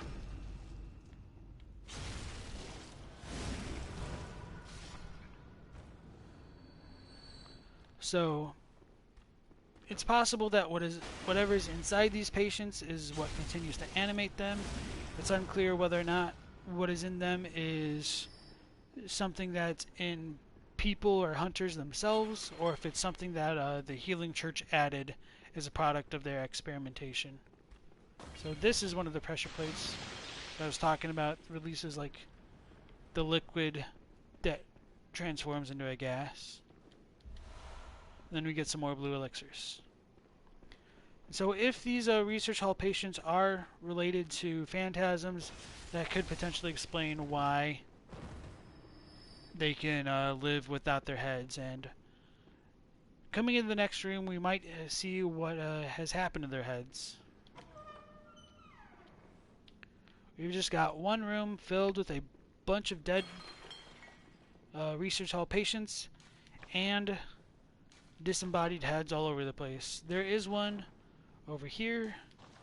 I'm gonna try to like loot the items and then pick it up. Like we can lock on them now and they will be inactive. As soon as I pick up the items, or if I step over there, they will become hostile. And I think there's a potential that these could be related to winter lanterns. That might make more sense in a moment as well. So blue elixirs and an enlarged head. Okay, so it's once we pick that one up that they kind of react to us. So they spit this kind of frenzying blood at us, and they can also pop out these. Oh, I got the frenzied. These tentacles out of their heads as well. So I think those tentacles might resemble like the little gangly arms of winter lanterns. If we take the idea that winter lanterns like have all those like glowing yellow eyes in them and compare them to like the rats, or how brain fluids can be the start of eyes on the inside, I think that's also another possible connection between what's going on in the research hall and winter lanterns. I don't think we can fully say that one way or another though, because like the winter lanterns themselves still do have like a bunch of those skeletal figures going on around their heads. So I don't actually think that's where the winter lanterns come from. It's just something that I have noticed that I do think there is like a resemblance between. Oh, there you are. How did you find my blood? A touch more? Should it please you?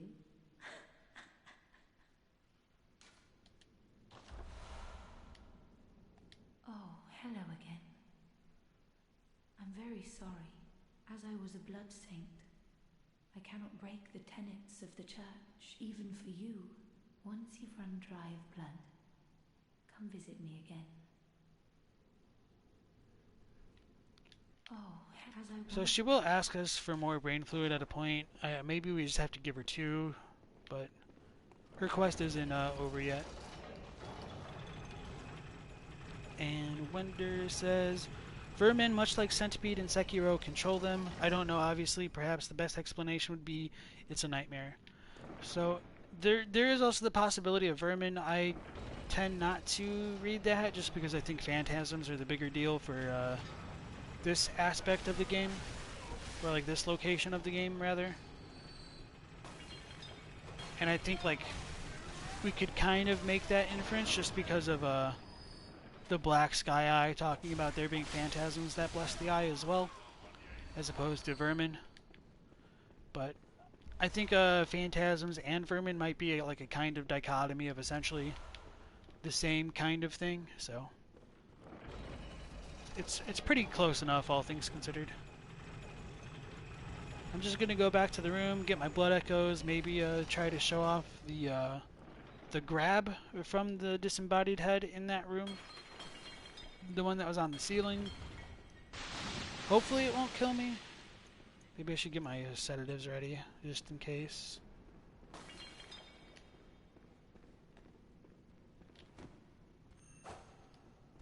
Then I just completely whiff that.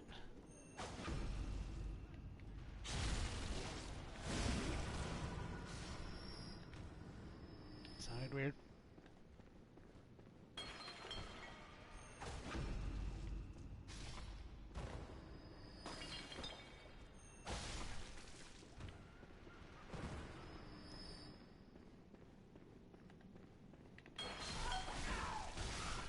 So from these heads, we do not gain the brain fluids.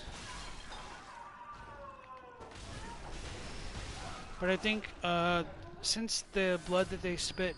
Oh yeah, I should have like looked closely to show that it does have like 2 little eyes on the inside. But oh well, it's not terribly important, I suppose. What was I saying? Oh yeah, about the frenzy blood. The fact that the blood they spit can cause frenzy, I think should just be like indicative of like the arcane being very strongly put inside them. So since the way this thing can like fall on top of her head and stay on there, it does make me like think that, hey, there might be that kind of connection between the Winter Lanterns, even if I like don't fully buy it myself. Oh, so their tentacles can also cause the frenzy. It's an interesting idea. So that's probably why I got so messed up last time. So yeah, that's pretty much everything that we can show off in the research hall up until we access the higher floor and gain access to some of the more, I don't know about like secret, but just harder to access areas.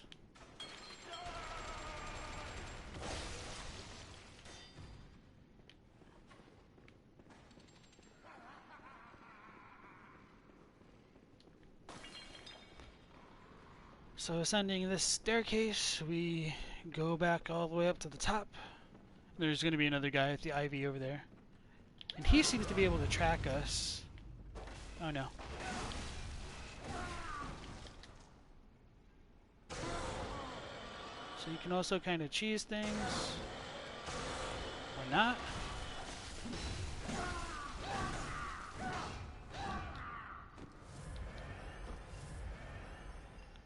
Well, if that works out, that's all well and good. Not exactly intended, but I'll take it.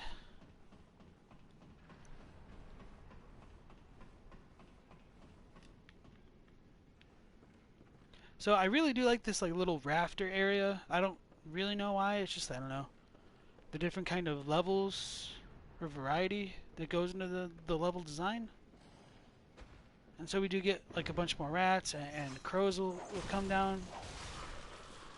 And it is a little bit easy to fall if you're not like expecting those kind of enemies. And then, oh, is it the next level? Yeah, so there will be like another disembodied head, but it's on the next floor, I think.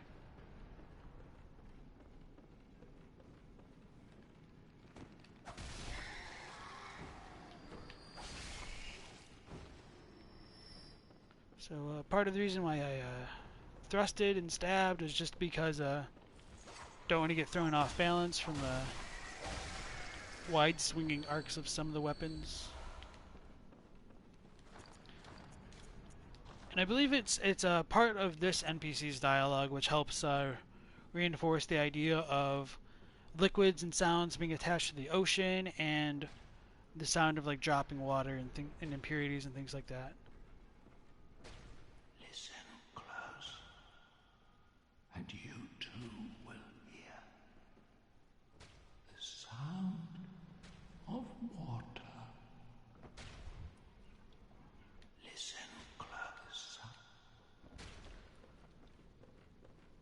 So that idea of the sound of water being a part of the kind of drip drops that Adeline and the other research hall patients hear is more clearly stated.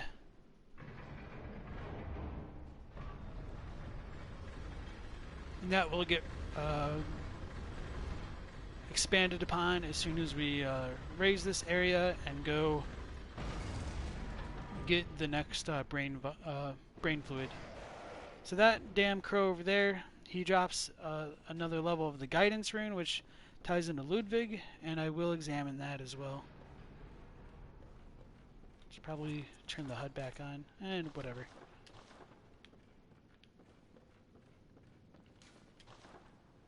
Splish, splash, splish, splash. Have you heard how curiously the sea churns? Like a storm, but like the rain, only gentle, like dripping water. It bellows from deep inside of me.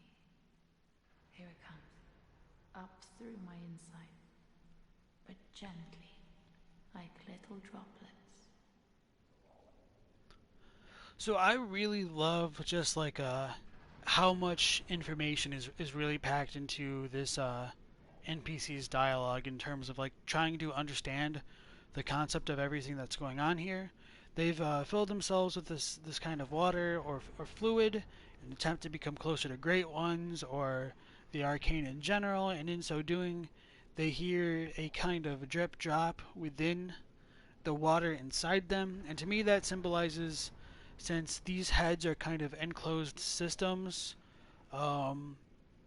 which does relate to the milkweed rune that we'll receive later on, that the dripping that they hear is most likely a product of them becoming stagnant and the impurities dropping inside themselves. And once the impurities seem to like collect, they will bubble up, which kind of causes the transformation within them, and something within them reacts to the depths of the dripping and dropping associated with the sea and the churning of the water that they've been talking about. And most likely these kind of depths are the same location or like the same inner part of man that is connected to beasthood and beasthood transformations as well. Have you heard how curious, like I said?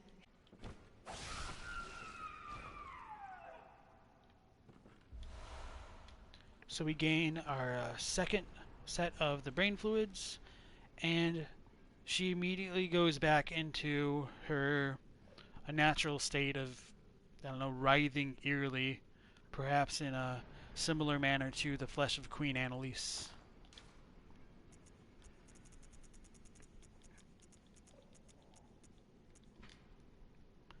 Brain fluid. Grayish amoeba-shaped brain fluid wobbles and bounces. Extracted from a patient whose head expanded until that was all that they were. In the early days of the healing church, the Great Ones were linked to the ocean, and so the cerebral patients would imbibe water and listen for the howl of the sea. Brain fluid writhed inside the head, the initial makings of internal eyes. So this is kind of like the smoking gun, in my opinion, of connecting the idea of writhing to brain fluid, and more importantly, like the eyes on the inside. The English is a little bit more distant from how it's phrased in the Japanese, where I believe like it is clear that it is the writhing in particular, which which is what allows the eyes to form within the brain fluid.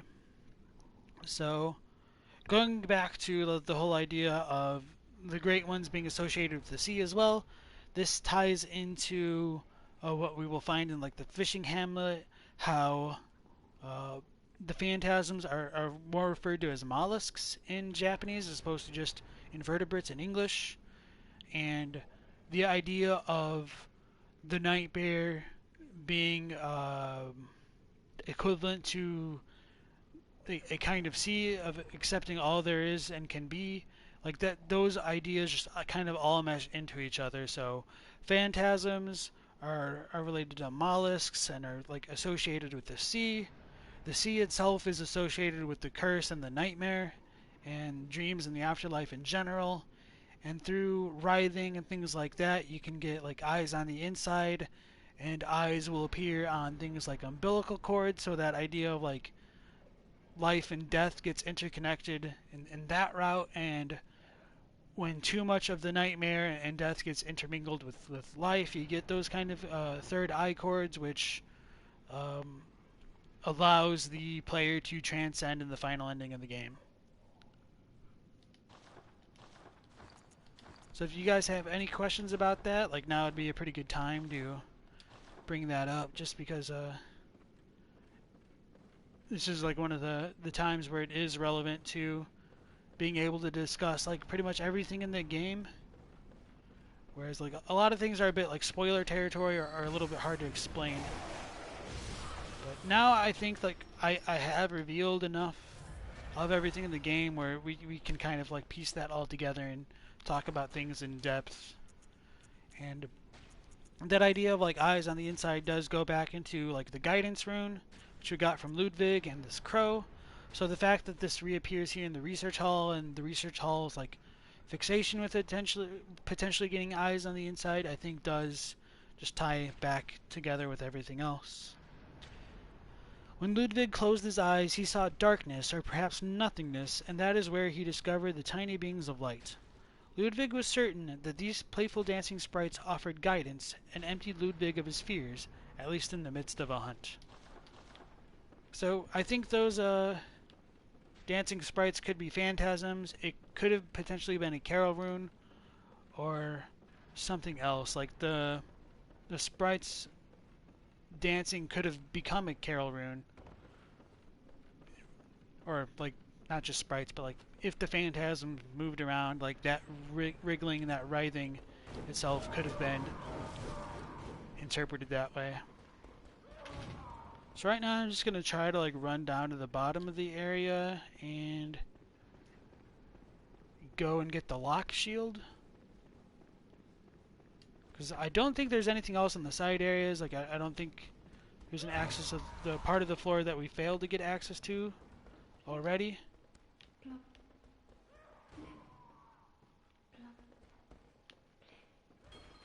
I might be wrong. So maybe it's by that one church servant in the elevator. Yeah, I think that's it.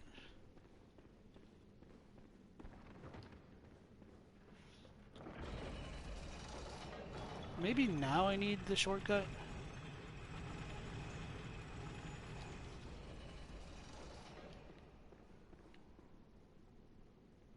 Screw it. Like I said before, like I do get a little bit confused with the layout of this area just because it does change. Maybe I haven't been over there.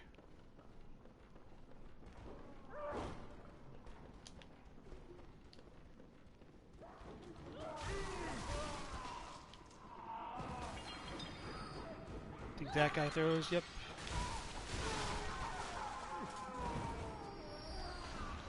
Oh, okay, yeah, now I remember. So this should give us access to this like little dark room. There will be another patient here with like a rotting arm which inflicts poison damage, and it has like a grab attack similar to that of an eye collector.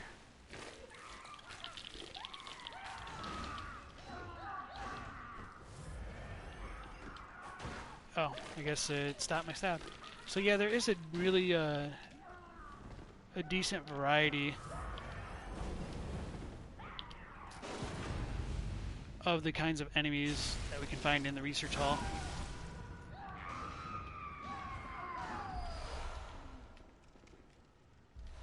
And so this is the underground cell key, and that gives us access to Yamamura and Brador.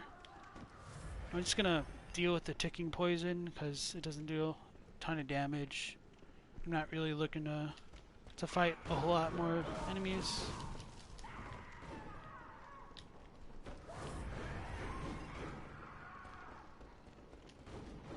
Alright, so this area we could not access before. And this is where we get the lock shield. And now that we've moved up that staircase, there's going to be a lot more like these patients that have been like completely bound and wrapped up, like squirming around. If we can find them. And they also have like the kind of like weird tentacle attack of the just disembodied heads. So the way that they do writhe, like it almost seems like they don't quite have like a full-on spine. Like they're a lot more flexible than you might like initially guess. I do kind of wonder what they would look like if they didn't have if they weren't bound the way that they are. So that's the like little tentacle attack that I was talking about. And I think a few more items drop in this pool as well. Maybe I'm wrong. Okay, no, I wasn't. So we gain kin cold blood. Not because I think there are kin here, but just because it's got like more of an arcane content within it.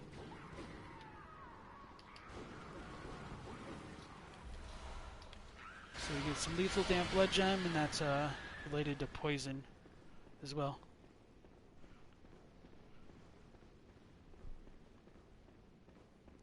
So we did get that other brain fluid, so we're going to give it to Adeline.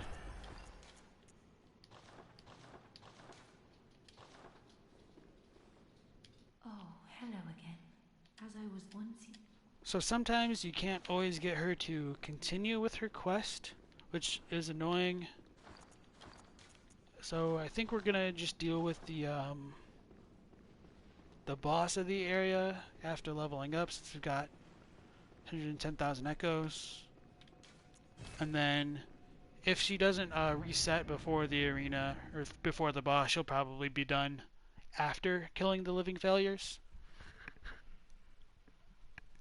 And then she should hand us her set of the keys, which will allow us to go into like the equivalent of the Lumen Flower Garden and Welcome home.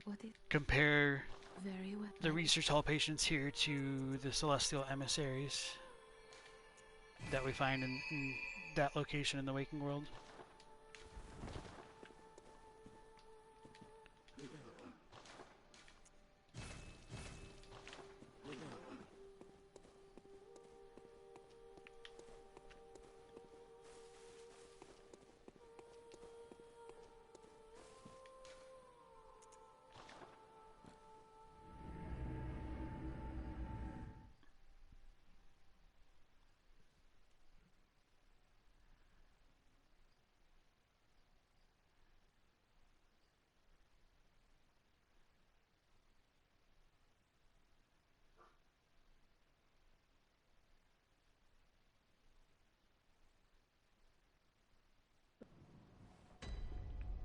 Oh, totally forgot about Simon. So that kind of worked out.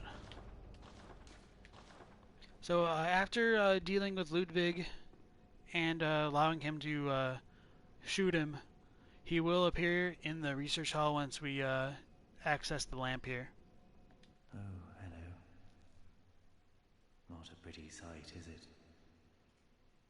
The true face of the blood-worshipping, beast-purging, healing church.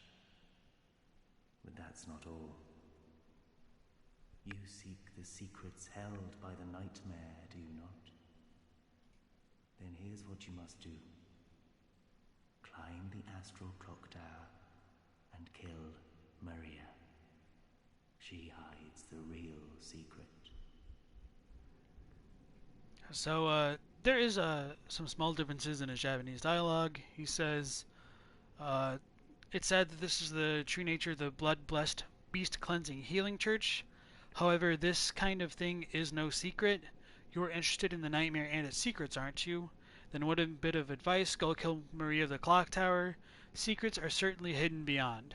So he sets up that like the reason why we need to kill Maria is to find out the true secret of the nightmare, and that even though like what we find in this area is abhorrent in its nature, it is not what's actually being hidden by the healing church, and it's not really the secret of the healing church. Go on. Kill Maria atop the Astral clock tower. She hides the real secret. So that's pretty much all Simon has to say for this. In one of Lance's videos, he did reveal that like at one point they had considered letting Simon kill Maria for the clock tower. That might have been before she was created as a boss, I'm not sure, but kind of interesting to think about how that could have pieced together. Oh, hello again. As I was a blood once. Alright, so yep. She has nothing worthwhile to say right now. We're just gonna deal with the living failures. I think I've only like ever really died to them like once per playthrough, just because of like the kind of more random nature to their attacks. It's a little bit harder to track sometimes.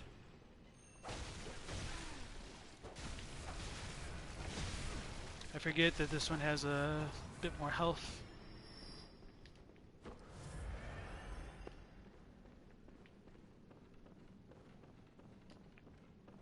So we could not access the store before, and there will be like another NPC on it, or maybe it was over there. Please, Lady Maria.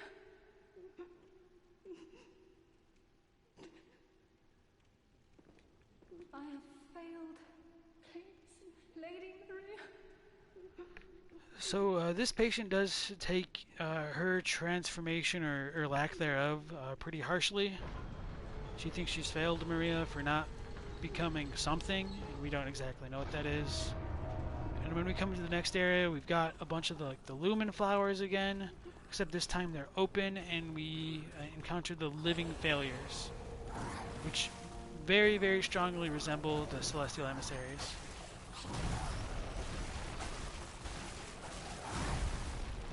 They all share a pool of health, and there's like 4 different kinds of them. I don't really remember. There's like aggressive melee ones, more spellcasters, and things like that. They can be evisceraled, they can be parried. It's not a terribly difficult boss fight. It's just trying to pay attention to your surroundings and not be caught unaware. That's the hard part.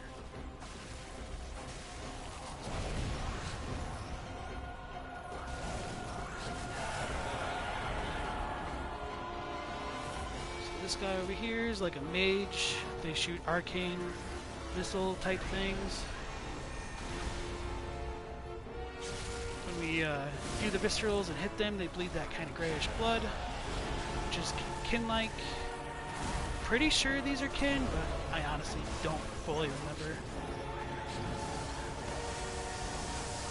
Oh no, dodge, dodge, dodge. So yeah, that's what I was talking about, like just trying to keep your eyes on everything that's going on. Oh, don't have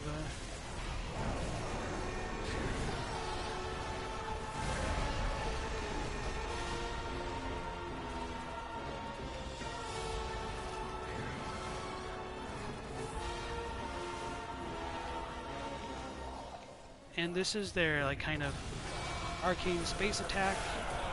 And you want to deal with that by like hiding behind the Lumen flower tree thing itself. It can pretty much one-shot if you're not careful.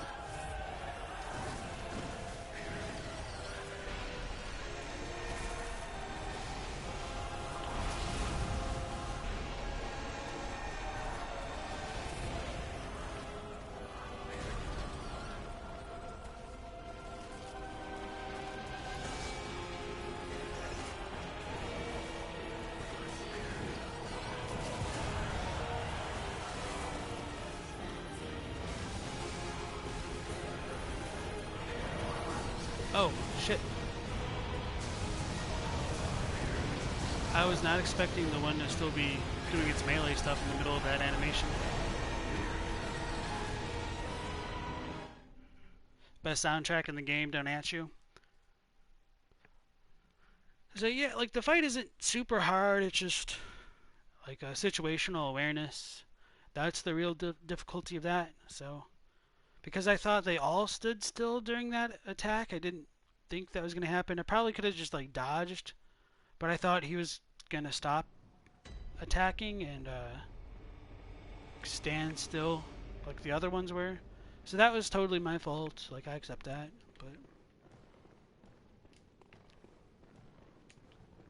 Hello? Okay. Hello? Is anyone there?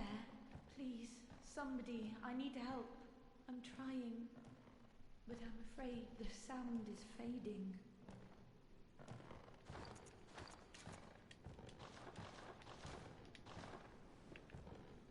Hello?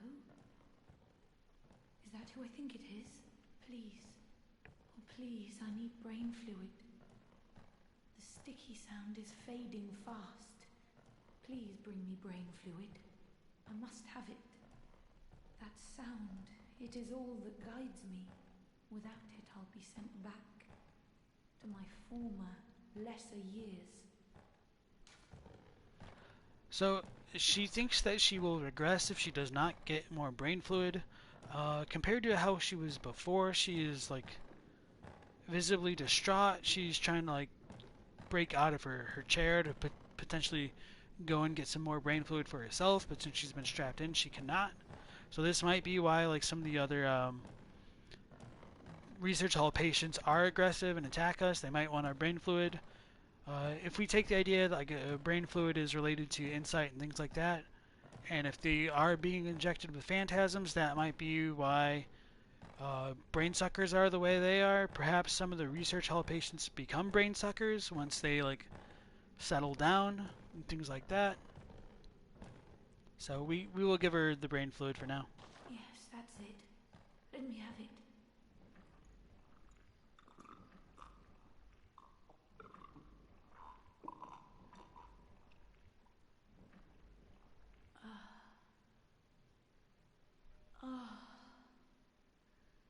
I can hear it. Yes. The sound that guides me. Thank you. Thank you so much. You have saved me. Take this charm. Lady Maria gave it to me, but it is all I can offer, other than my own blood. She gives us a balcony key.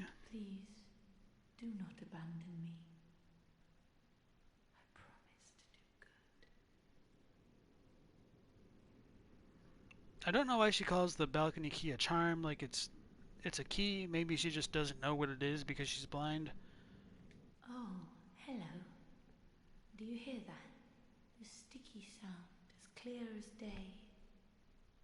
Slip, slop, drip, drop, slip, slop. How extraordinary.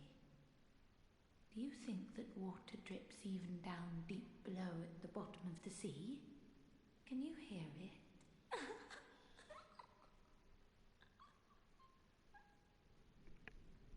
I do like that she asked, like, whether or not we can hear it. That does tie into the research head patient head, or the enlarged head item that we get as a equipable item. It says it's an enlarged head of a patient of the cathedral with a cavity that just happens to fit a human head, although one would be mad to try it on. But if you do, listen carefully for the sticky sound, drip, drop, as water seeping up from the depths, slowly, steadily. So this just ties back into everything that I've been talking about for like the past hour or longer about water in the deepness of the sea. Does it continue to drop?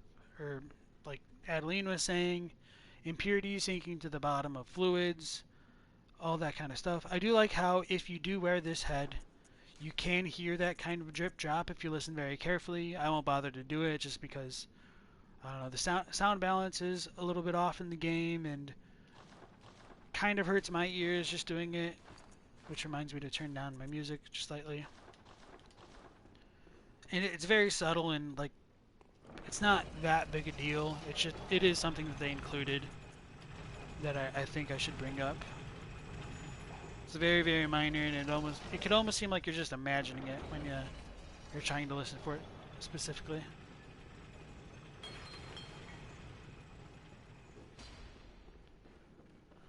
So we will go to that balcony, but I'm just going to try the boss again. I have failed. Probably need to repair my cane, but we'll deal.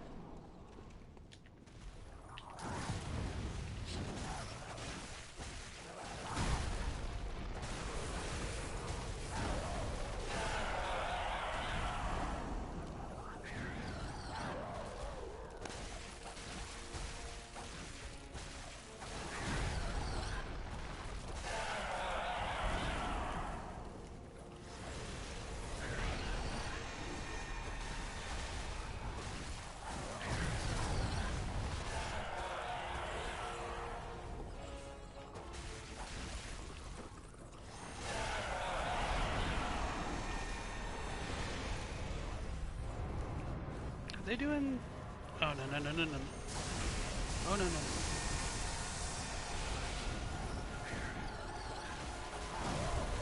I thought I was gonna die. Just one hit.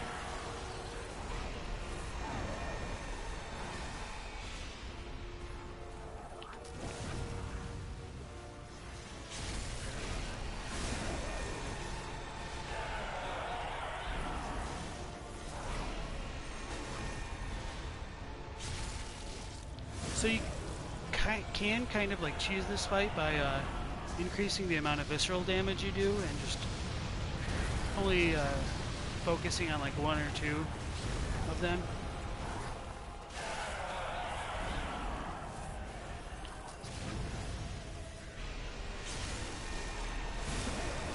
Thought that was gonna be it. Okay.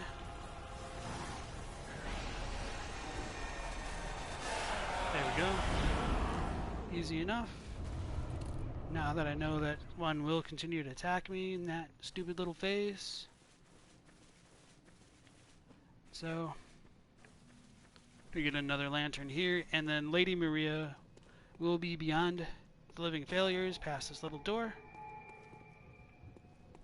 But before going into that room, we will examine the balcony and this little garden area right here. This is called the Lumen Wood Garden, and the place in the waking world is called the Lumen Flower Garden. I think the general idea is that the Lumen Woods are a bit further along in development. If we walk around, crunching sound, I thought there were like bones in the floor here as well, like skeletons. Maybe I was just misremembering that. Okay, no, no, no, there they are. Wait, nope, those are flowers. No, okay, they have bones and skeletons. So it does show to me that these have been growing on skeletons and likely the blood and things like that. That is where they gain their nourishment. Compared to the version in the waking world, these ones are open. It's a little bit unclear what the significance of that is. I still do think that these are supposed to represent lumen flowers, and like the version that we've seen here resembles them very strongly. They look like white sunflowers, and the item icon for the lumen flowers themselves, like the highest level, they just look like they're the same thing but just splattered with blood on their faces. I might switch over to a different profile to just show that off, but it's not terribly necessary, so I don't think Adeline will change because like we didn't despawn the area. Did he just hit that guy on purpose? Yeah, it looks like it. Huh. I don't think I've ever noticed that. Ow.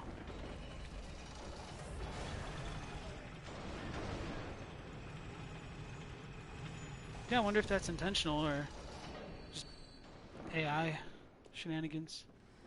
Yep, so she's still over where she was. Slip, drop, slip.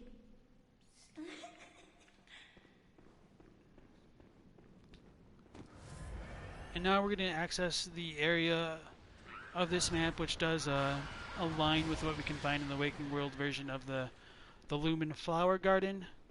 And it will tie back into the cathedral itself. So that is where we fought the celestial emissaries in the Waking World. Of course, in here we've got this like almost day-like brightness and no red moon. The statues that were in these like little alcoves are not present in the research hall. It makes me think that they were deliberately done because if they're in the base version of the game and the DLC came later and all these assets are copied and pasted, like why were those deliberately not copied and pasted? Maybe they didn't really know about the moon presence type statue going on over there in the corners, but I don't know. Alright, Wenders, you need to go. Thank you for stopping by and commentating. I appreciate it. Have a good day. And so in this little area, we've got some more research hall patients tending flowers. And they have arcane attacks, which do resemble those of the celestial emissaries. And those will be shown off shortly. Hopefully I don't die in the attempt to get the item from here. Because it can be a bit annoying trying to deal with all their attacks.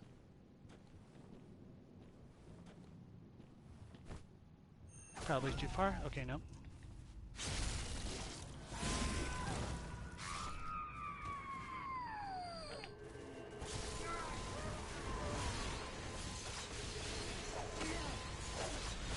So we can see them like spawning the... Oh shit. The 3 orbs that the tendril-filled celestial emissaries do. They also shoot like that kind of arcane barrage that the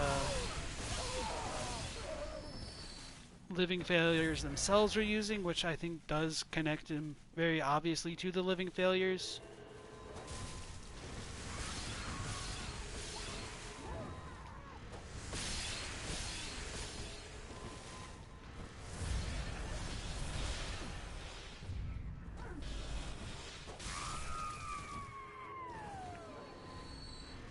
I did forget to point out with the living failures, it seemed like they didn't really have full heads. Like they kind of were melted into their bodies, or they were potentially like some of these enemies of like the headless models. And so in Japanese, living failure is just like more like failed creation. So it was clearly the attempt for the Healing Church to create great ones, and that is corroborated by like the trophy description for defeating them as well. From this corpse of a research hall patient, we gain the Black Sky Eye, which is a hunter tool, which uses that like little arcane meteor, which I pointed out with the Vicar Amelia wannabe from earlier. Oh, and we can use it already. Yeah, I forgot I've been leveling up the arcane, so... So, this is a soft eye blessed by a phantasm. They were discovered through Bergenworth's contact with the arcane, but in the end revealed nothing. Deep within the eye lies a vast stretch of a dark sky that rumbles with an endless meteor storm. The slightest rub of the tiny orb, and the rock will tumble and soar. So, the fact that it mentions that it was discovered through Bergenworth's contact with the arcane just reinforces what I've been talking about with the term for Eldritch Truth coming from the arcane stat. If we look at the Kin Cold Blood, that's what I was talking about. The Eldritch Truth touched upon long ago at Bergenworth. It's the exact same arcane that is talked about in the Black Sky Eye. I know at this point it must sound like a broken record, and I apologize for that, but I almost think like it's important to beat this dead horse, and that I'm not just kind of like making things up to fit an interpretation that I favor. I do think it is supported by the game text. It's just hard to get across.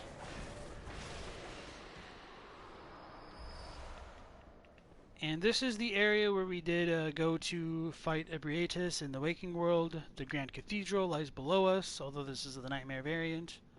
And we would gain a Call Beyond on like the rafters over here. So there is a chest over there, and so if you run over and jump, you can go ahead and loot it.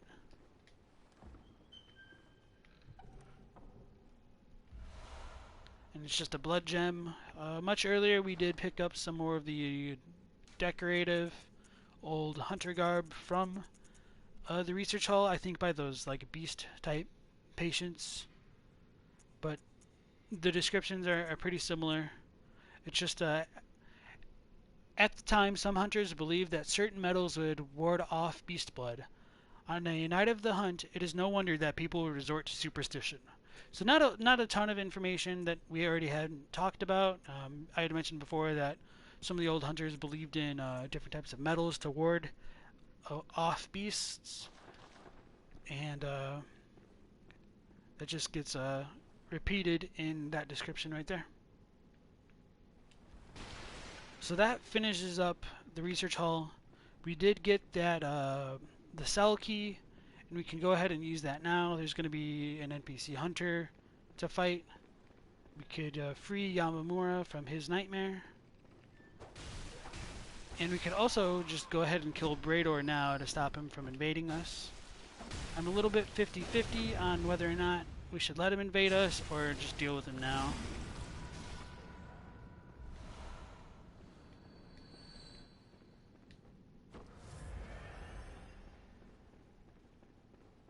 shrouded by night, proud unto beast only.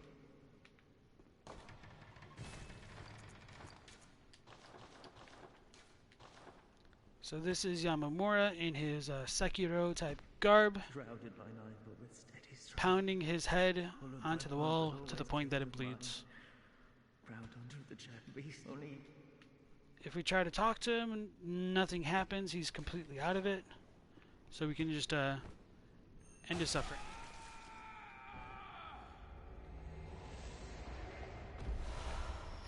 Then we gain Yamamura set, the hat, the Haori, armbands, and the wine hakama.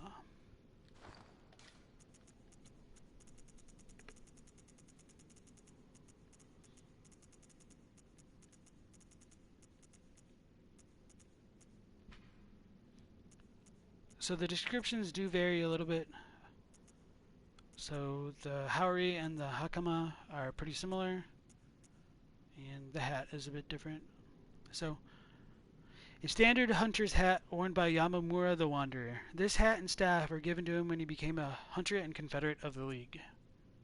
The Haori is garb of a distant eastern land, worn by Yamamura the Wanderer. This eastern warrior pursued a beast for honorable revenge, then became a hunter of the League. But when he stared straight into impurity, it drove him mad. Let me double check the Japanese on that. Wenders had brought that up the other day. Or was it Soda who said he like looked straight into a vermin? So this says impurity. I just want to double check if that's of like the Canehurst variety or if it is indeed like the stagnation mentioned by the League.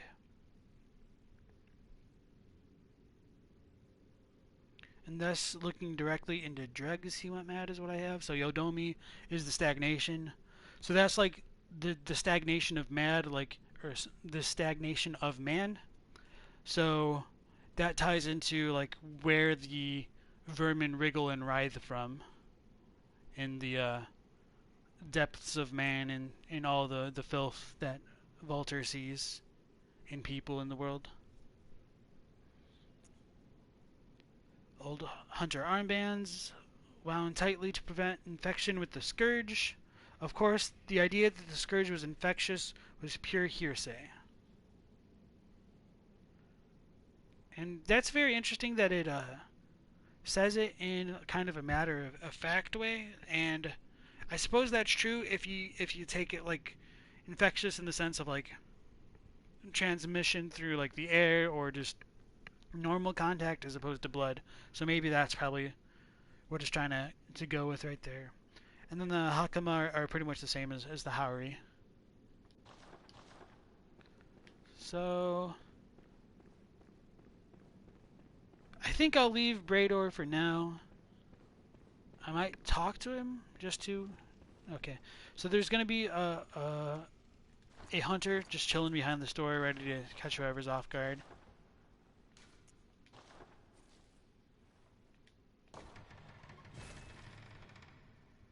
You come into the cell. Oh, there's this dude with the Yahar Ghul black set. Is that the stake driver he's using? Maybe, I think so. I can't quite tell what gun it is. I'm also really bad at identifying the guns in general. So there's no items here, it's just this devious little bastard.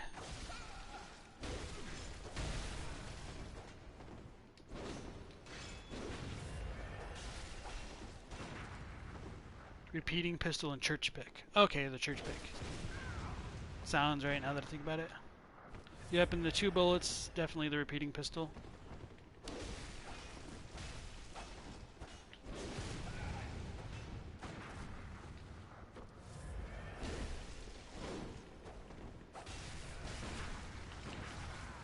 Okay. So he definitely took advantage of that broken hunter damage with the NPC guns. I suppose to be fair, like if I was running like a full Blood Tinge build, we could do a ton of damage with Blood Tinge as well. The last time I played the game, I did a Blood Tinge. I just shot Lawrence to death because he's so slow you can just kite him. Which is really nice to kind of just cheese that fight since it can be really annoying. And I suppose I hadn't brought it up before, but screw it, I don't really care about the echoes right now. Let's just go ahead with the game.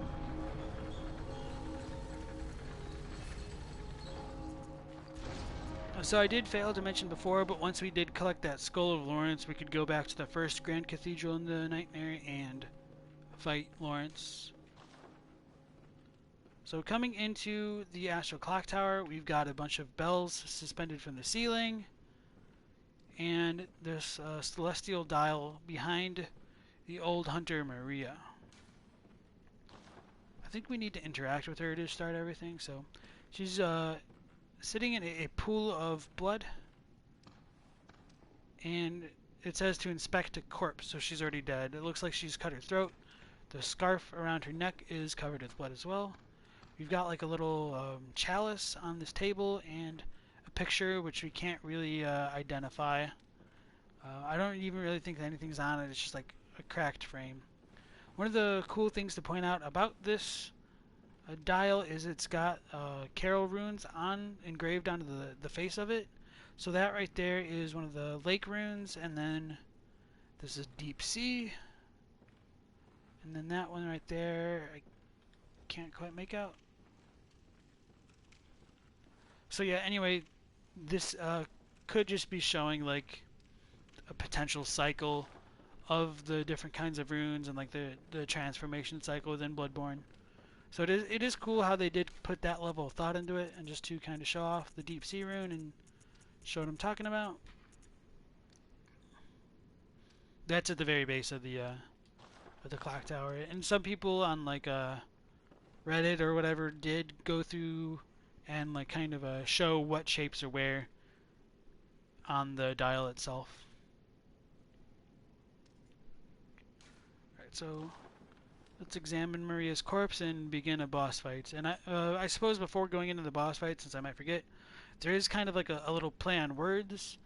When she first grabs us, she'll say, hold on, a corpse should be left well alone, whereas in Japanese she's saying like fishing through corpses like isn't admirable. The idea of like fishing corpses like gets tied directly into the next area because it's a fishing hamlet, so fishing through corpses, and then we're immediately about to go into the fishing hamlet. A little bit of a play on words there.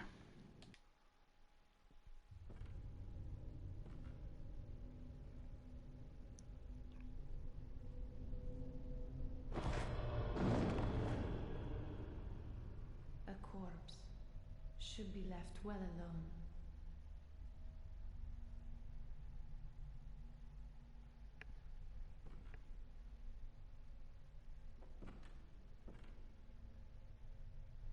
Oh, I know very well how the secrets beckon so sweetly. Only an honest death will kill you now. Liberate you from your wild curiosity.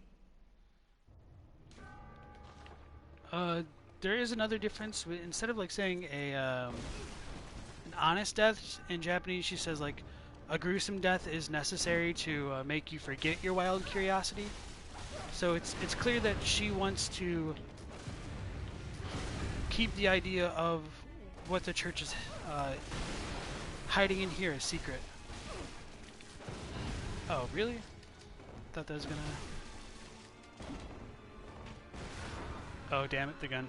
Wasn't expecting that.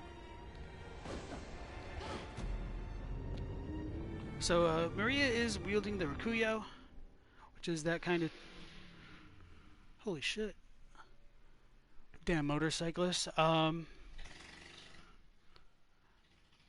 Sorry about that, got distracted.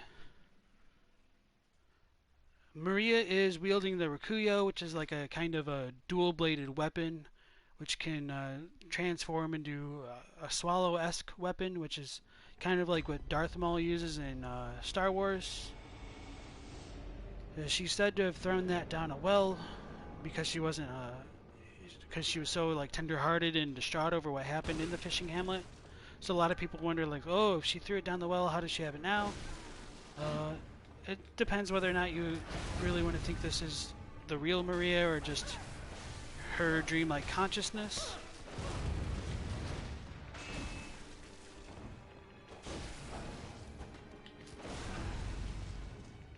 There we go, finally.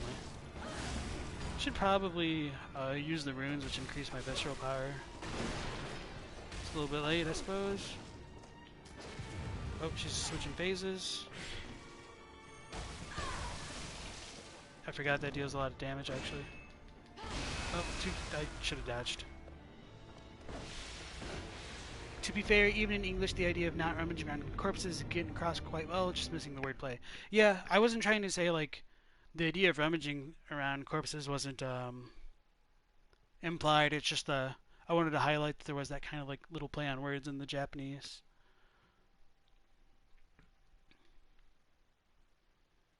And that, I think in Japanese, she's given, like, a more menacing edge, and like, she wants to give us a gruesome death as opposed to, like, an honest one, with the goal of stopping us from, like, trying to find out the secrets of this nightmare.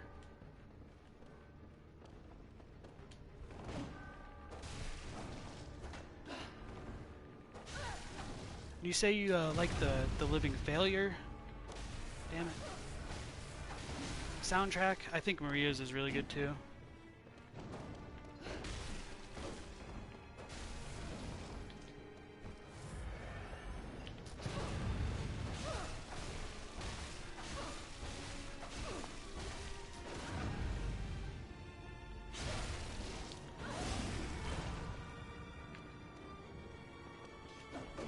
Surprised she didn't phase shift right there.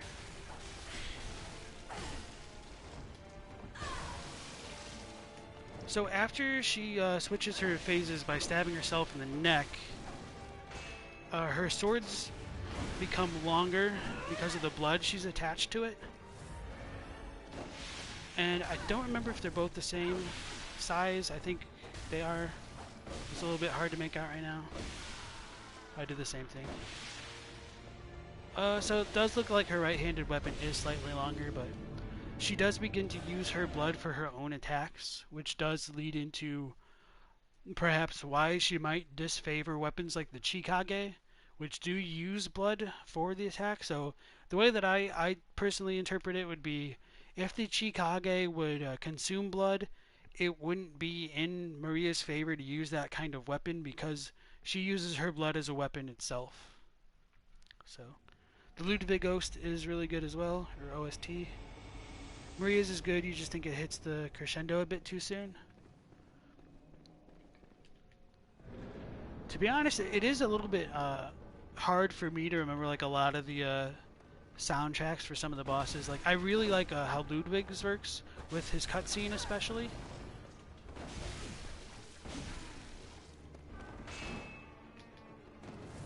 Like, they did a very, very good job of like making that line up so you get like that really deep blaring bass, or not bass, but brass to finish out that cutscene.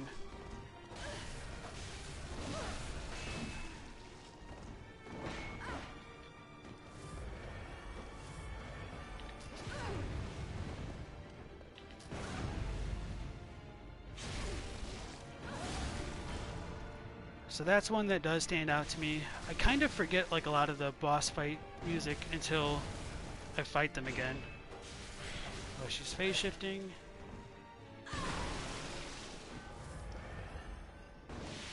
Oh no.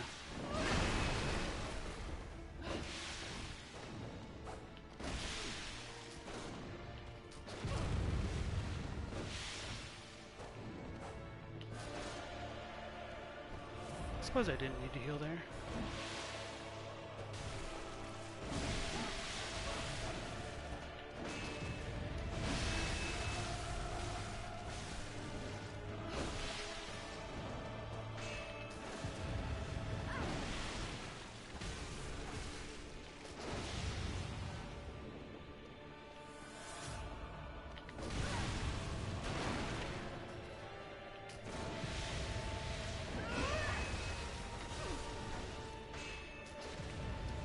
I'm always early with that.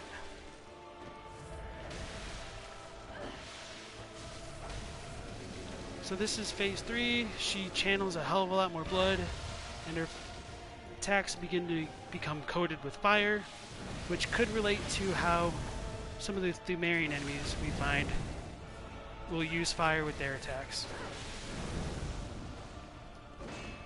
Oh no. Screw it.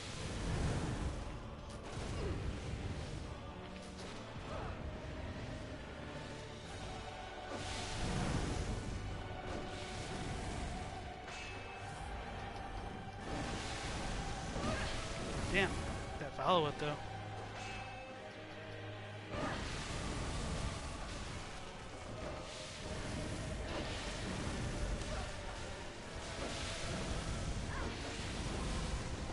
Oh, the greed. No, no, no, no, no.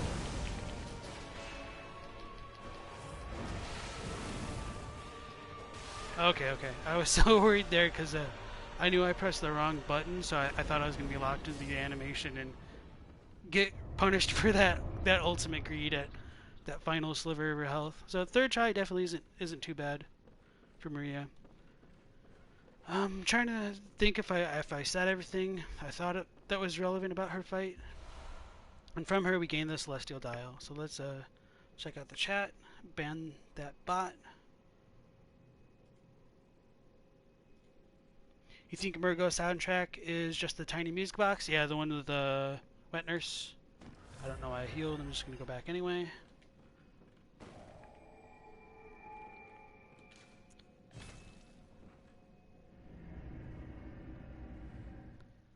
So when we do go into the Chalice dungeons, we can find like the Thumerian elders, and they will use fire-based attacks in conjunction with their kind of staffs. But it's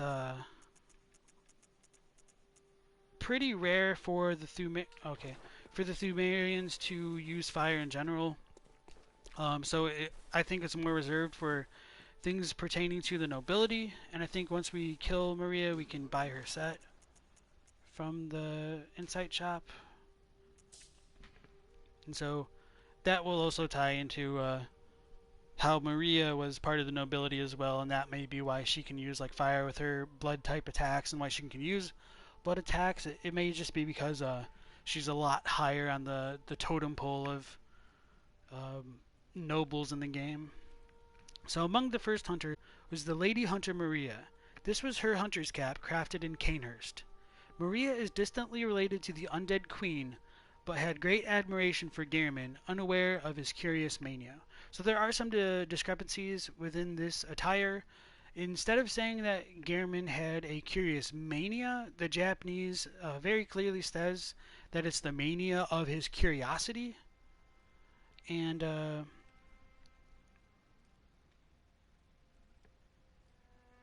that the idea of her admiration for Gehrman is the kind of idolization that a student would have for their teacher, like possibly unrequited. So it is a little bit weird how that kind of works out, especially like if a lot of people think that Gehrman definitely had a thing for Maria with the way that the doll works out, which is part of the reason why I'm not too great a fan of like the inclusion of Maria that the way she is, and shifting the character of the doll away from being based on Annalise. Granted, I'm not necessarily like trying to force that perspective onto the game, because it certainly isn't indicative of what we get in the retail version of the game, especially with the DLC, but it is a bit weird how their relationship pans out now, I think, between Gehrman and Maria.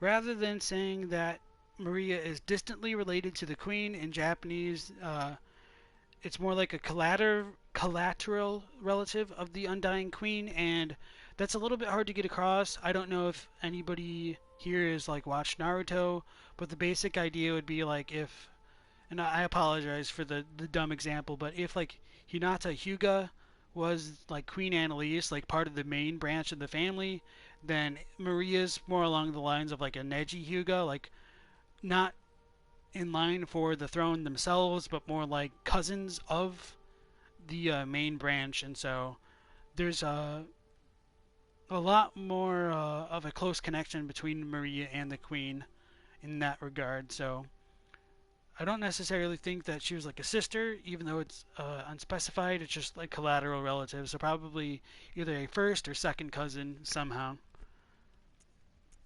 Everything else is pretty close in terms of its description. I'll just go ahead and buy it.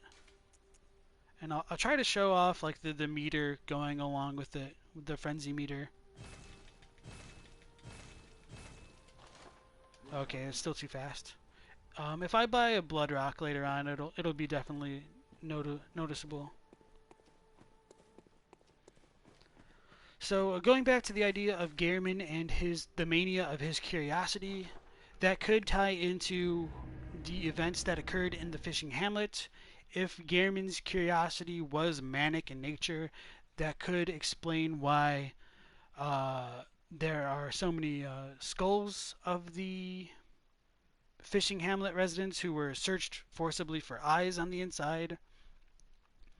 It's a bit untouched upon, but I think just highlighting that it's the mania of his curiosity does allow for that kind of perception of form, whereas I think that might not be too apparent with what we get in English. I probably should have just gone to the research hall directly, but I forgot. But to see if Adeline has finished her quest. Of course I would.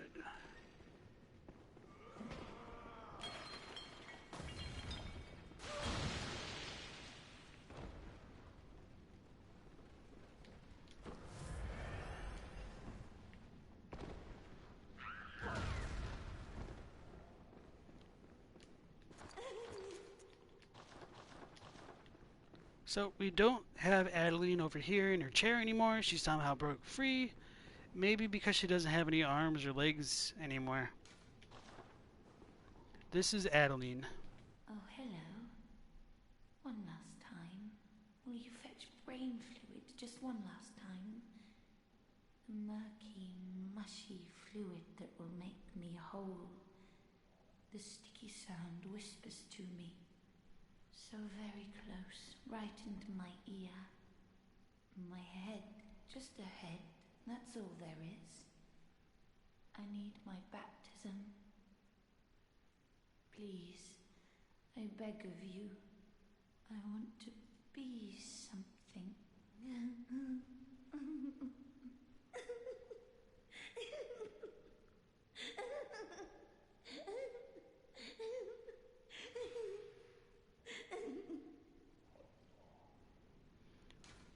So after feeding her to the 2 brain fluids, she transforms into a disembodied head. It's unclear where her body goes, if it goes anywhere. It's part of her even now. So the way to progress through this quest chain is a bit unintuitive, because there are no other patients from which we can get brain fluid, and the way to finish the quest is by attacking Adeline herself and getting brain fluid from her, and having her imbibe her own brain fluid. So that is precisely what we'll do. And just like the other brain fluids, disembodied head, she will piece herself back together.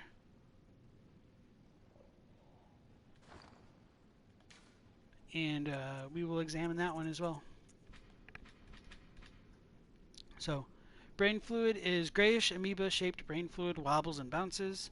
It's extracted from a patient whose head expanded until that was all that they were. We fail to realize our own latent potential until the moment it is lost and we sense its absence.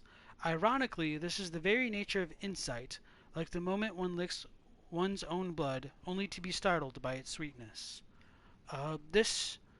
I was talking to Herbert really recently, and I kind of came to a bit of a sudden realization myself in relation to this brain fluid.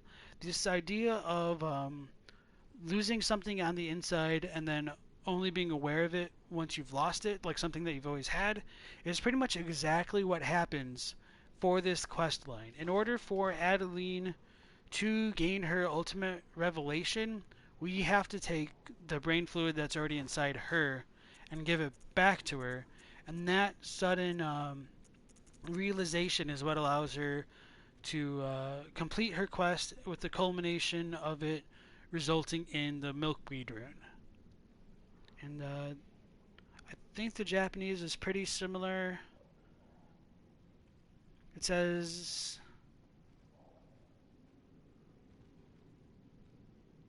yeah, okay, pretty much the same thing.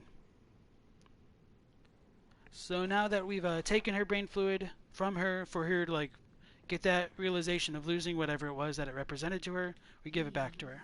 Give me brain fluid. The sticky sound whispers I need my baptism. Or perhaps I'm already brimming over.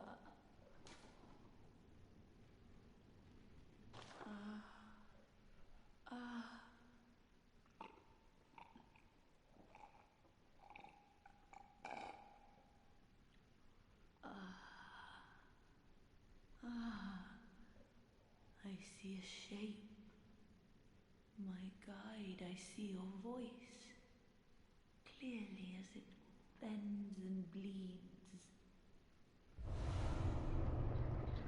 So we get the milkweed rune from Adeline, or Adeline. I don't know if it's pronounced like Madeline, but... My own revelation. Just for me.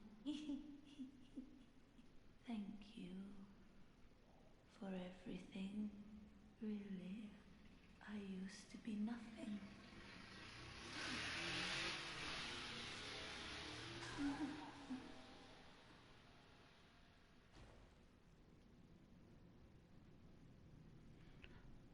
So after her quest, she does seem to die, and that is the end of it. Like, there's nothing more, so it's a very off-putting end to this kind of endeavor that we've begun. I'm going to go ahead and use a bold undermark.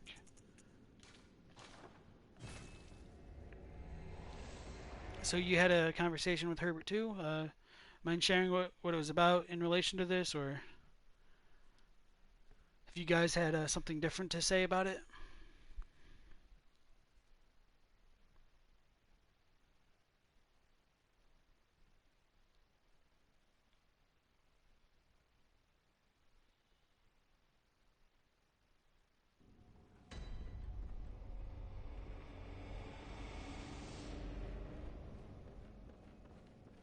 So let's check out that rune, the milkweed rune.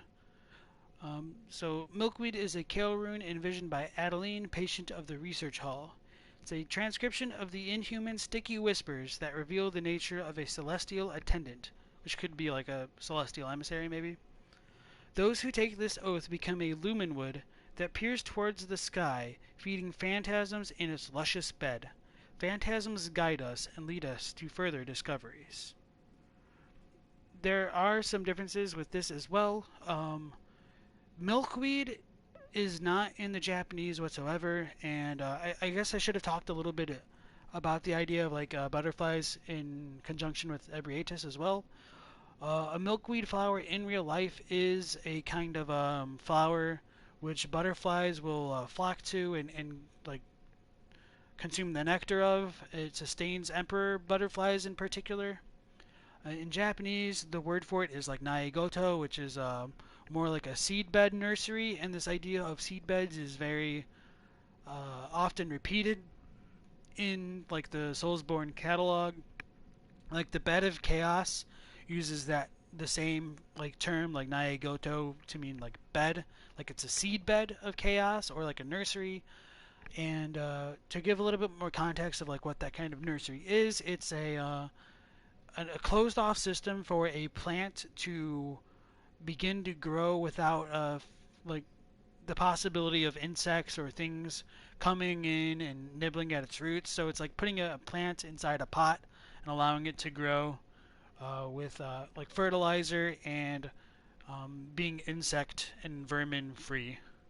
So that's the name. Let's look at the description.